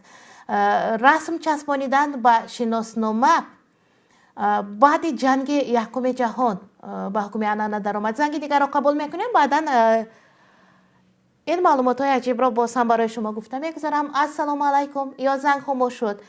خب رسم چسبانیدن بعد جنگ یکم جهان به حکم انا در آمد و اول رسم اویلوی را هم میگذاشتند، یعنی شناسنامه پدر باشد رسم همسر و فرزندانش را هم با همین یک جای گرفتهشون را هم میچسبونیدن و نشان میدادن اینش من هستم گفته. در ایالات متحده یک عادت هست اگر آدم فربه یا لاغر شود خراب شود شناسنامه رسم شناسنامه را باید عوض کند، طلب کرده می شود. قانون همین خیل. و از 321 میلیون بیشتر شهروند امریکا همگی 121 میلیون و 500 هزار و باز کمی دیگر نفران شناسنامه دارند، دیگرها ندارند، نیاز بر شناسنامه ندارند. شناسنامه با آنها برای از وطن بیرون شدن با کشور دیگر رفتن در کار لازم می آید. دیگر در یگان حالت شناسنامه لازم نمی شده. زنگ دیگر را قبول می کنم. السلام علیکم. و علیکم السلام. السلام علیکم مادر جون. صدای و من علیکم خوب است؟ السلام. بسیار تشکر. گوش میکنیم شما را. من آزادی اکی عزت امون رو میخواهم. من همچون شهروند تاجیکستانم. من در گفتنی هم که در حکومتداران جواب چند عزت امون به زودی اگر نه ما تمامی رو تیار هستیم و گفتنی هم که رحمانوف چشمای ما رو باز کرد، از خواب بیدار کرد ماهانه. انا با این کارش بیایم عمر علی قوت بکشت، دیگراش برد ترمه کرد. گفتنی هم که این مردک چیکار کرده بود که بردی ترمه کردی؟ چیکار کرد این مردک؟ این مردک دست مهاجرای رو میگرفت. تو چشم ما رو باز کردی، ما رو از خواب بیدار کردی. والله قسم شب و روز خواب ندارم. یگان خدمت ما نرسیده بود این برادری ما همچون شهروند تاجیکستان من دفاع میکنم از حق این. که این آدمانی که در خدمتش بود آدمان خیلی ویدیو کنن میگه دیپلم داشتم، دیپلم سیاسی گویم یوردام میکرد، خیلی ویدیو ابرشی نکنه که چی در کار است. پسی فردا میشینی تلفن دیگه میزنی. بهترین حکمت حادثه را درست درک کردید. هر یک اثر نقطه کلمیناسیونی دارد که عین نقطه اوج اثر. انا همین حکمتش. شما حکمت واقعی را خیلی خوب درک کردید.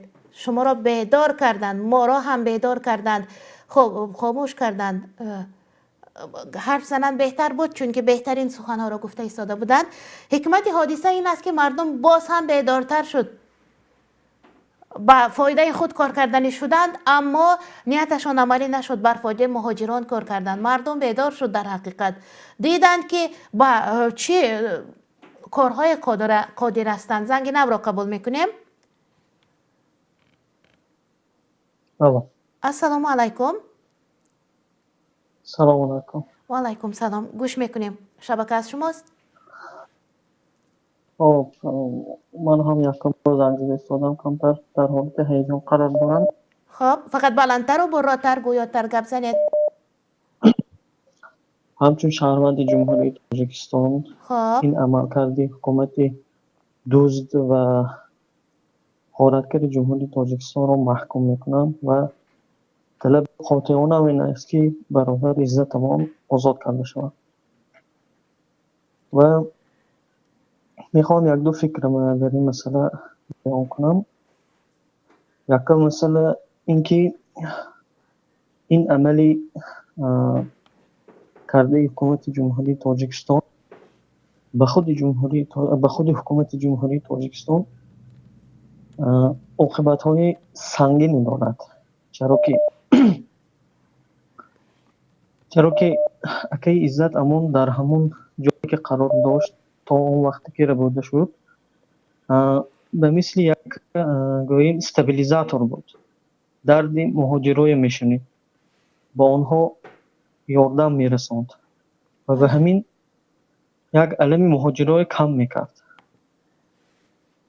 اما این حکومت با این عملش غضب مهاجرای برای خودش دهچند میکردند و اگر آنها دوراندیش باشند اکی عزت امانه باید بیچون جرا آزاد گردانند.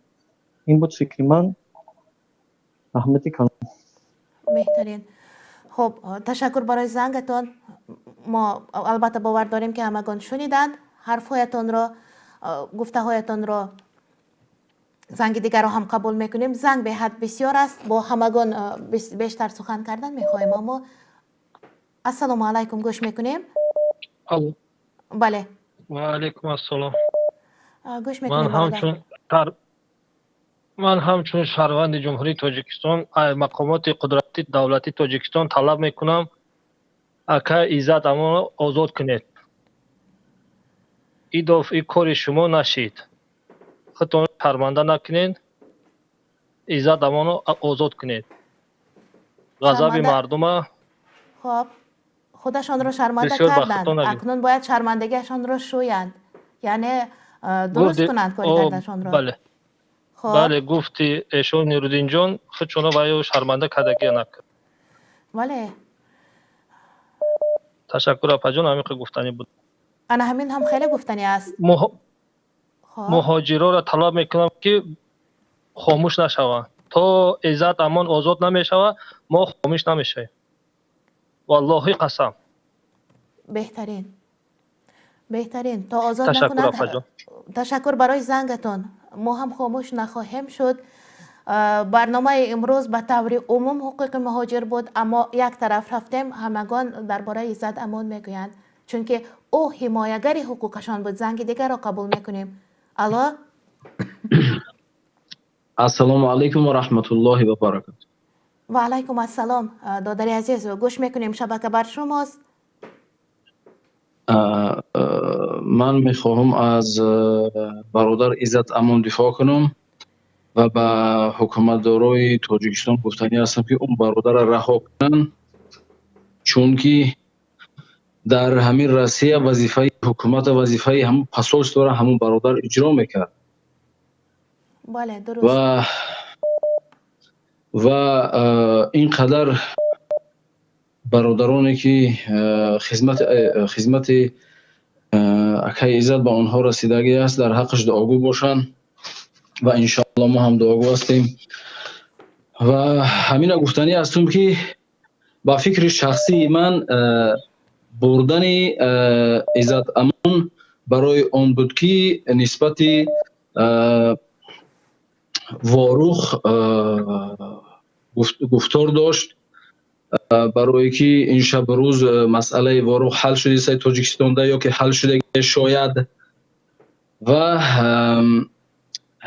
ممکن که فکری مردم به همین طرف جلب میکنن و واروخ شاید که با قرغیزی ها شاید که بتیانش. همین خیلی فکر شخصی من این نه که خدا این خیلی نشود.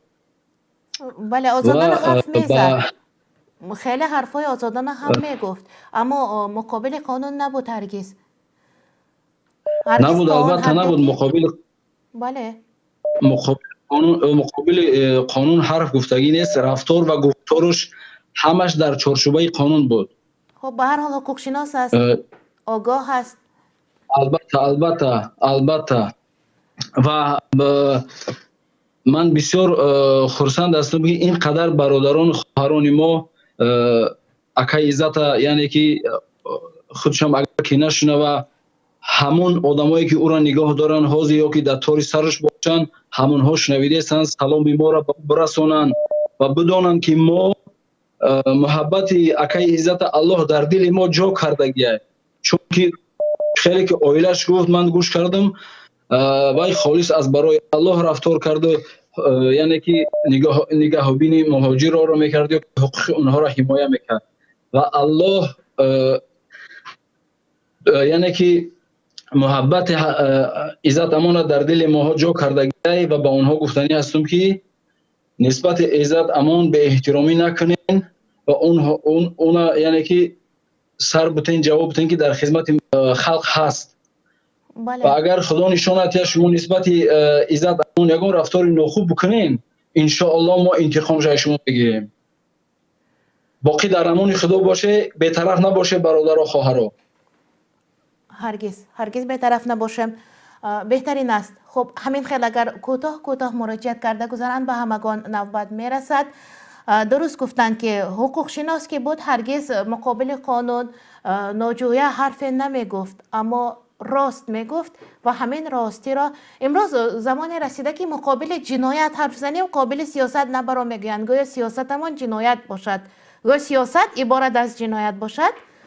مقابل جنایت هر چی که گفتی میگن مقابل سیاست حرف نزن، نبرو مقابل سیاست. این هم یک امتحان خداوند است. حالت یوسف در بند مبارک باشد، امتحانات خداوند مبارک باشد. زنگ دیگر را قبول میکنیم. یک شیرخانی هم اومد، زنگ را باید قبول کنیم. السلام علیکم. الو. بله گوش میکنیم شما را. آواز هست؟ البته هست. سلام علیکم. اپا شما نو؟ و علیکم السلام. خب خدا را شکر میگویم. خب من بسیار همین وی شما گوش کرده سادگم برنامه شما. خب این هشمی برویت اینش میبرد محبت ایزد امون در دل ما هست ویش میبرد ما از ایزد امون پشتیبانی میکنیم. این همش در گپ اینا همش دروغه. من دو روز پیش من همین ایزد امونه که داشتن استرداد کردن فهمیدیم. من همین سانت پترزبورگ خیستم وجدانم طاقت نکرد خود پسال مسکو رفتم. اونجا به یک 4 کس رفتیم 4 کس. بله دیگه. انا بعدتر ما عموما یک 15 کس شدیم. داشتن ملیسا خانه بردن هم تو جریمه گفتن جواب دادن جریمه هم نفهمیدیم که جریمه بود نبود جواب دادن مونه. یگان کس نرفت. بعد در رده آزاده اعلان کردن که یک کیم چیف تروریست بوده است چی بوده است و کنسول تاجیکستان زده است. این دروغه این گپ در پیش مهون 4 نفر کنسول تاجیکستان هم بچه برای آنکه رشته گیر برش صورت نگیر گفتم رشته گیر گفتم این نمیگیرم گفت زدنش به درجه زدن که سکور پاموش بده حل یاردم کرشه به زور هم به خدا ورشه. انا ما یک شمجه بودم. این پدر لعنتو من نمیدونم اینا انسان نیستن اینو من کنسول پانسول اینا انسان نیستن اینا آدم نه اینو. خیلی بعد این که مثال در همون و یا کامنتر این ختم من همین برنامه شما برنامه حق و باطل من همین برنامه ها این بری من همین ملت ختم شاو شده بری من همین مهاجرها یک شاو ای وای که کامنتر ما ایزاد امون آزادی ایزاد امون ننویسن ایزاد امون انتظار آزاد نویسه اینا نی برنامه نکنن که برآمد نکنن برآمد آزاد ایزاد امون آزاد کنید.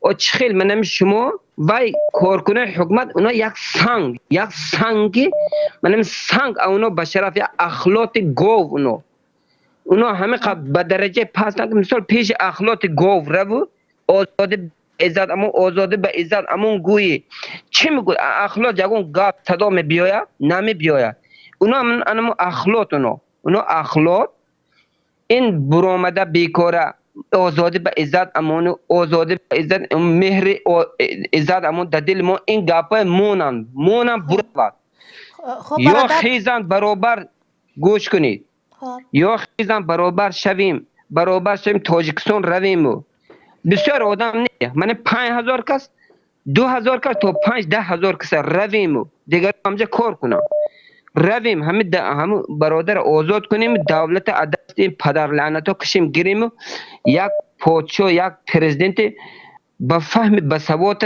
به دین و دیانت بیاریم مونیم نباشد این نمیخواهند برآمد عزت اما پشتیبانی نکنن کامنتر به ننویسن برآمدم نکنن من اجازه هم نمیدم اگر میشدن چند هزار کس در همه شهر مسکو عزت امون یاردم گرفت من یک تیش من منت نمیکنم عزت امون در من یگون یاردم نرسد نه که من هر ماه 500 روبل تا 1000 روبل این زیادم پرافتگی پول در عزت امون هر ماه 2 بار 3 بار هم پرافتم هر ماه 1 بار هم پرافتم پول که همه بری یک دستگیری کند اقل یک زنه که خودمون دستگیری کند اینجا اینو امروز آزادی به عزت امون آزادی عزت امون ما میخوایم که عزت امون آزاد شد خواب دیدین که دولت آزاد کند و رفته آزاد میکنی برادر جان ما یک سوال داشتم به شما گفتن که همون بچه‌ای که در سفارت بود به خاطر ریش داشتنش شما گفتید زدند او را میگویند که بچه کارت داشت در دستش کارت داشت محافظ سفارت رو هجوم کرد به همان محافظ سفارت نه گوش کنی این دروغه این گپ دروغ سلف این گپ دروغ سلف بچه میتینگ هم به نرفته است اون بچه میتینگ هم به نرفته است اون بچه رفت که مثلا همه باره پاسپورت می چیش بده چه باره همه به ریش داشت بعد گفته که رشته گیر بعد صورت میگیره این گفته است که نه من برش صورت میگیرم من همه باره کشکش شده هم 4 تا کارگر پسول نه این کنسول پسول کمتر بیناشون دور و هم جای وایشون ادارهشون دورتر فهمه همین کنسول با 4 کس زدنش اون بچه زدن به درجه زدن که سکور پامش اومده یاردم کرده خیلی به خود آوره شده. بله نوارش را تماشا کردیم، یعنی کار داشتنش هم تهمت است، هجوم کردنش هم تهمت است. تهمت در این روسیه هر قدم تو ملیسه شما پرویرکه میکند. شما حق ندارید که وای خلود نیاروژه گرفته گرید در این شهر ماسکو، در با تیمبول ماسکو هر قدمش ملیسه. فهمه حاضر به یک ناخونگیرکی که تیغ کورچه دارد هوای به دارد گرم میکند. خب این که حال یک کار ده همون نفر عین حال در کجاست خبر ندارید؟ نفری که لاتو کوب نه من نمیدونم راستگه وای کجا رفت. من گشتم این طرف موندم اومدم. انا همون من یک چیز گفتنی که هم بسیاری آدم ها دیده استادینده همین برنامه. بله همون مسکو و بدگیو با همه مسکو و بدگیو که همه یاردم عزت امانه گرفتن. من نمیدونم اکنو وجدان نداشتین ده که همه وجدان پروست وجدان نداشتین که عقل همه یاردم هم مرده که خوردی و من امروز با تو خب ششتگی انا هم خب ششتنگر با الهیم با گشنمونی با گداشی که نونه بخوردن نیابی انا همین انا مخیر. بله من به عزت امون من به خدا بشکر یاردم نکرست. نه که من وجدانم من همجا خوابم نمیبره سرم در کر خور رفته است که چه خیلی انسانایی هستن که این تاجیکای خودمون که یک وعی نمیکنن یک وجدانشون نمیدونم من این چی گویم اینایا خونگرمشان نمیجوشد میگویند در عرفیت. خب و خونم ندارن اینا خونم نیست در همین تاجیکای خودم خونم نمونده است. خب مثال اینجا گوش کنید خب اینا من هم مهاجره خودمون یک رمه گوسپند امونه که از درونشون چوپان همون چوپان کدام گوسپندی که خواهد میبرد کشت و خورد دیگر خب من همجا میشینم. اینا هم رمه گوسپند دیگه یکان چیز نیست قهر همش برادم. خب گوسفند گفتید یک مقال نه این یک گفته فیلسوفی روز به خاطرم اومد. گنادی مالکین میگوید که برای یک رمه گوسفندان بهترین راهبر چوپان است. خب این گفتار یک فیلسوف است از من نیست. تشکر برای زنگتان و درست میگویید. الو آخرون گپ گویم. مرحمت همه خواهن خیزن بیاین جمع شویم رویم آزاد کنیم و دولت آزاد کنیم. نباشد کامنتاری هم ننویسن برآمد هم نکنن کسی به درکار نی این گپو. خب انا همین این پیشنهاد هم خوب است. ننویسن کامنتاری نکنن روان همون پی همون رهروبی توالت تازه کنشن روان انا جدا. خب حرفشان را گوش کردیم. آزادی سخن است. منبر آزاد را دادیم برایشان. تشکر برای زنگ. درست هم میگویند از دور ایستاده ما آزادیش را طلب میکنیم آزاد نمیکنند. ما دیدیم چندین نفر را دیدیم که آزادی با کرامت شریفه نه آزاد نکردند. آزادی با بزرگ مهر یارف آزاد نکردند. بابای دانه بودند رفتند آزاد نکردند. اکنون نوبت عزت امان. باز چندین نام های دیگر را باید گیریم و در ورقه ها نویسیم آزادی با فلانی. در فیسبوک به جای صورتشان گذارند آزادی با فلانی. گوش آزاد شنو نیست که نیست. برای کی می نویسند؟ فقط شبکه های اجتماعی را پر می کنند با خبرها. و زنگ دیگر را باید قبول کنیم. السلام علیکم. السلام علیکم خواری عزیز. و علیکم السلام برادر گوش میکنیم شما را. من همه چی گفتنی میکنم که همه فقط همه گرد میزنیم یک وقتش معین کنیم یک وقتش معین کنیم. نو ادوکات دکار نیست در عزت کنیم چی در پر ادوکات و یکون دوزی نکرده بسیدیم کام جمعه نکرده باشد. ما باید که التیمات مونیم در این التیمات که فرط همون مرده که فرطه چی گناه دارد که توی مخنم کردیم. ما باید التیمات مونیم. ما باید یک روز که معین کنیم. همون شنبه میچلو موضوع آمد بکران که ما که یک شنبه داریم همون قدمی که بکر بیت همه یک جای جمع شدیم یک طرف ببینیم این چی گپ است این سبب سیستم اون رو میکنم. بله قبل از شما هم زنگ زده گفتن بیایید یک جا باشیم، یک جای رویم، ولی همین 4 نفره که یا تا 15 نفر جمع شدنشان الگه خیلی دردناک است. اگر بسیار می شدند شاید بازداشت کردن نمی بردند همانها را. مراد نصریف نوشته همین میتونیم که تو همین وقت باید که همین باید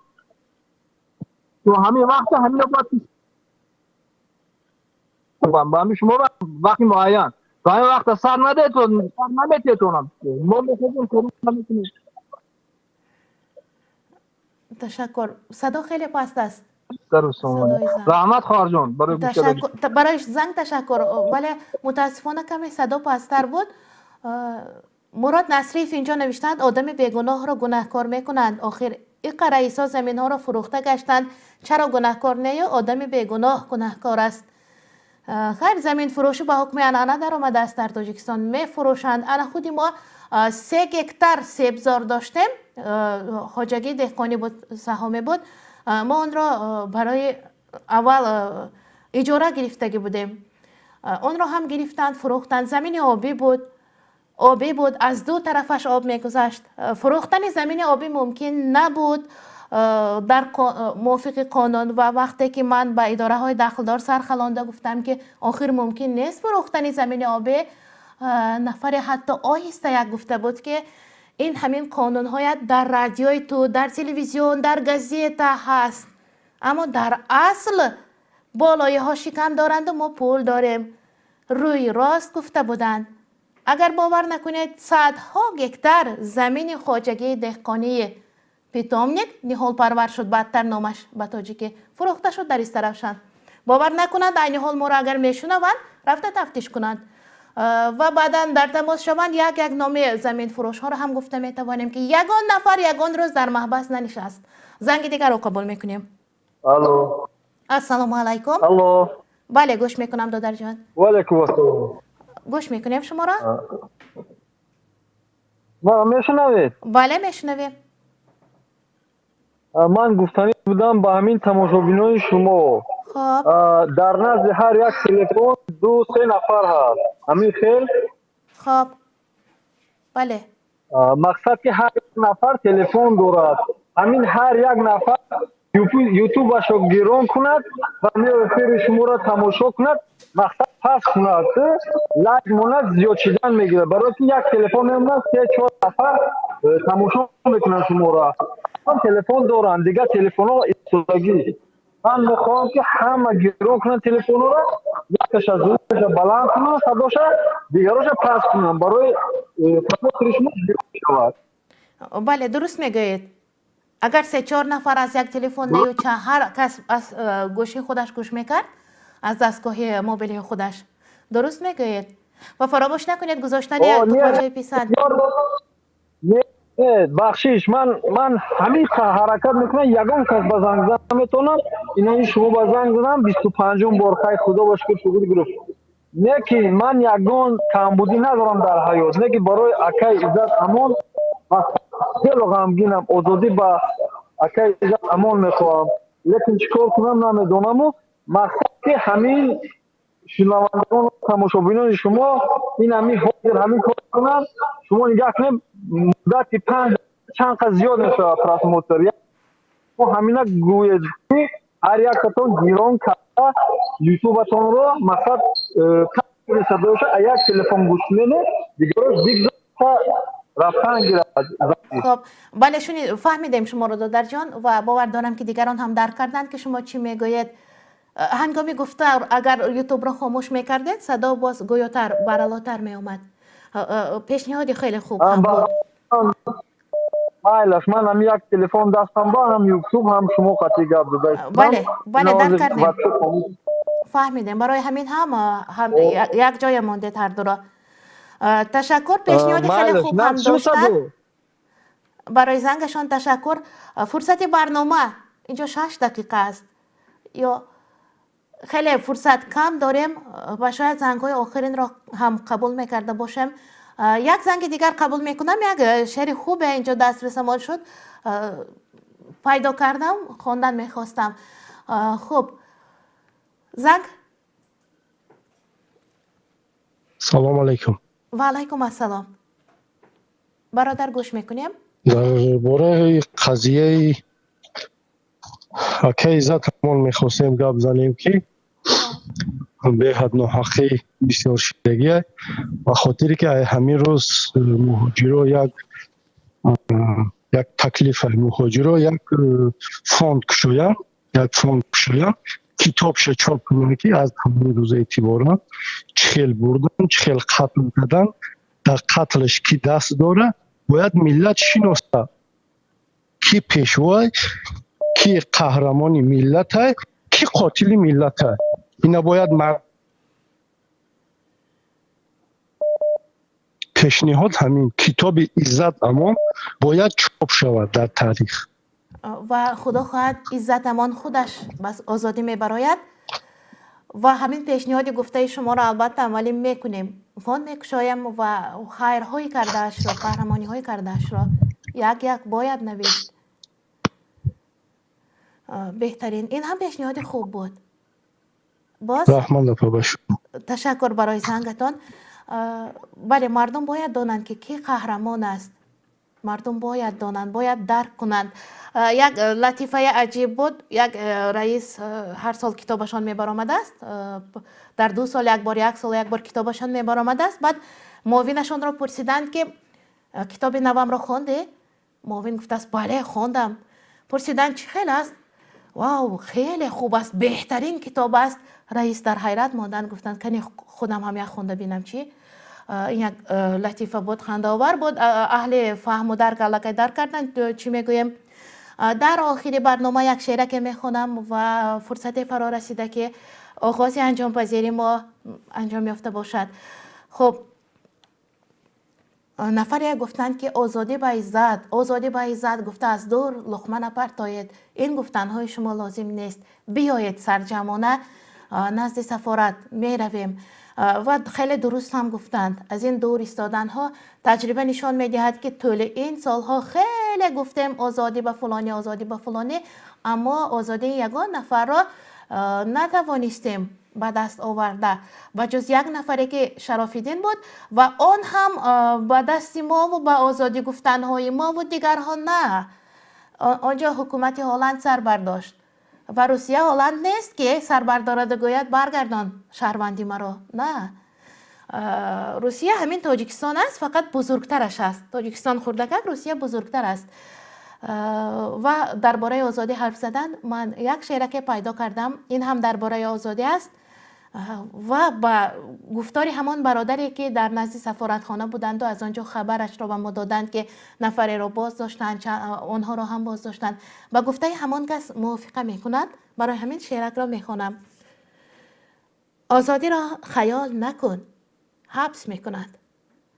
پیروزی را ابال نکن حبس میکنند. از حد گذشت حبس عدالت گزیده ها خواهش به اعتدال نکن حبس میکنند.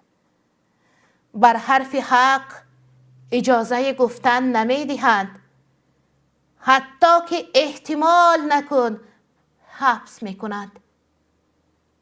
ماهی زی کله پوسیده آب از سراب لای اندیشه حلال نکن حبس میکنند.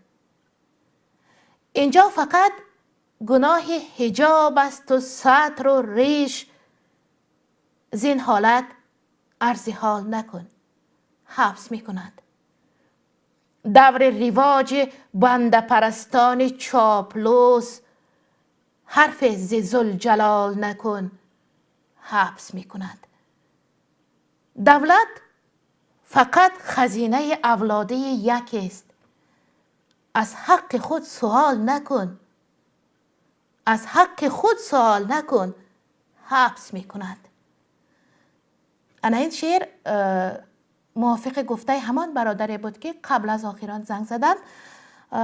برای هر یک نفری که وقت پرقیمت عمر عزیز خود را دریغ نداشته طول این 2 ساعت با ما بودند تشکر میگویم و برای آنکه آزادی عزت امان را خواسته نفران لقمه خوراک از دهانتان از گلویتان نمیگذارد، برای نفرانی که اشک هم ریختید، برای نفرانی که لااقل دست دعا میبردارید و پی آزادیش از خداوند طلب میکنید، با همتان میگویم تشکر.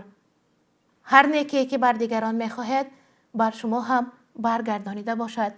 مهاجر وقتی مهاجر میشود به غیر از آن که مسلمان میشود خودش را کشف میکرده است.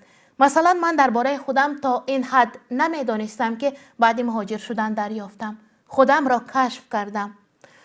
1 سال مهاجر بودم در روسیه.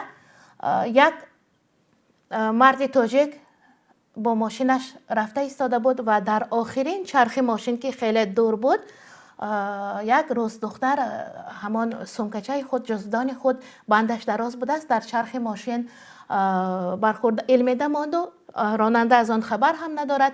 دخترک سر نداد، شاید درونش پر بود یا یگان آرایشی بود موادی و همراه همان جزودانش خودش هم زیر چرخ رفت. آنجا راننده گناهکار نبود و خیلی دور بود چرخ آخرین ماشین و بروسی گویم پریتسپ کم از خیلی دورتر بود، جای سیر حالی است، به هر حال بازار بود و همین راننده خواهد نخواهد حبس می شود.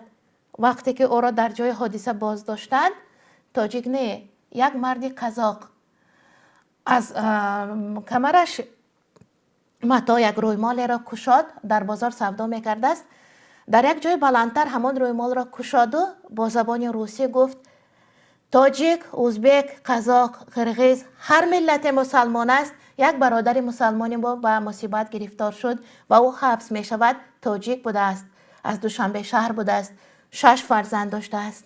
بیایید هر کس به قدر توانش رویمال پول پرتاید با همسر همین مرد فرستاده استیم تا سود می شود، تا حکم می گیرد. این مرد دیگر پول کار کرده فرستاده نمی تواند که در یک لحظه آن رویمال پر از مبلغ شد و هر کس به قدر توانش، البته مبلغ های خورد هم بودند، اما عجیبش این که چون به زبان روسی گفت در همان بازار نشسته تاجران روس هم، حتی راننده های روس هم که آنجا ایستگاه اتوبوس ها بود آمده برای مال پول نهادند، فهمیدند، گفتند اگر هم ملت ما نیست، هم دین ما نیست، هم کسب ماست، راننده است.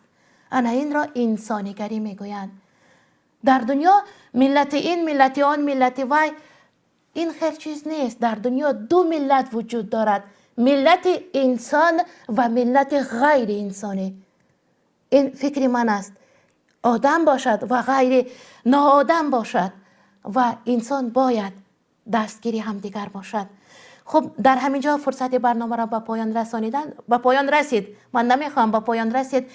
از من فقط با شما خداحافظی کرده است و بیتی که در هر یک برنامه میگفتم: ای مردم بیدار پناهت به خدا، تا دیدن دیدار پناهت به خدا.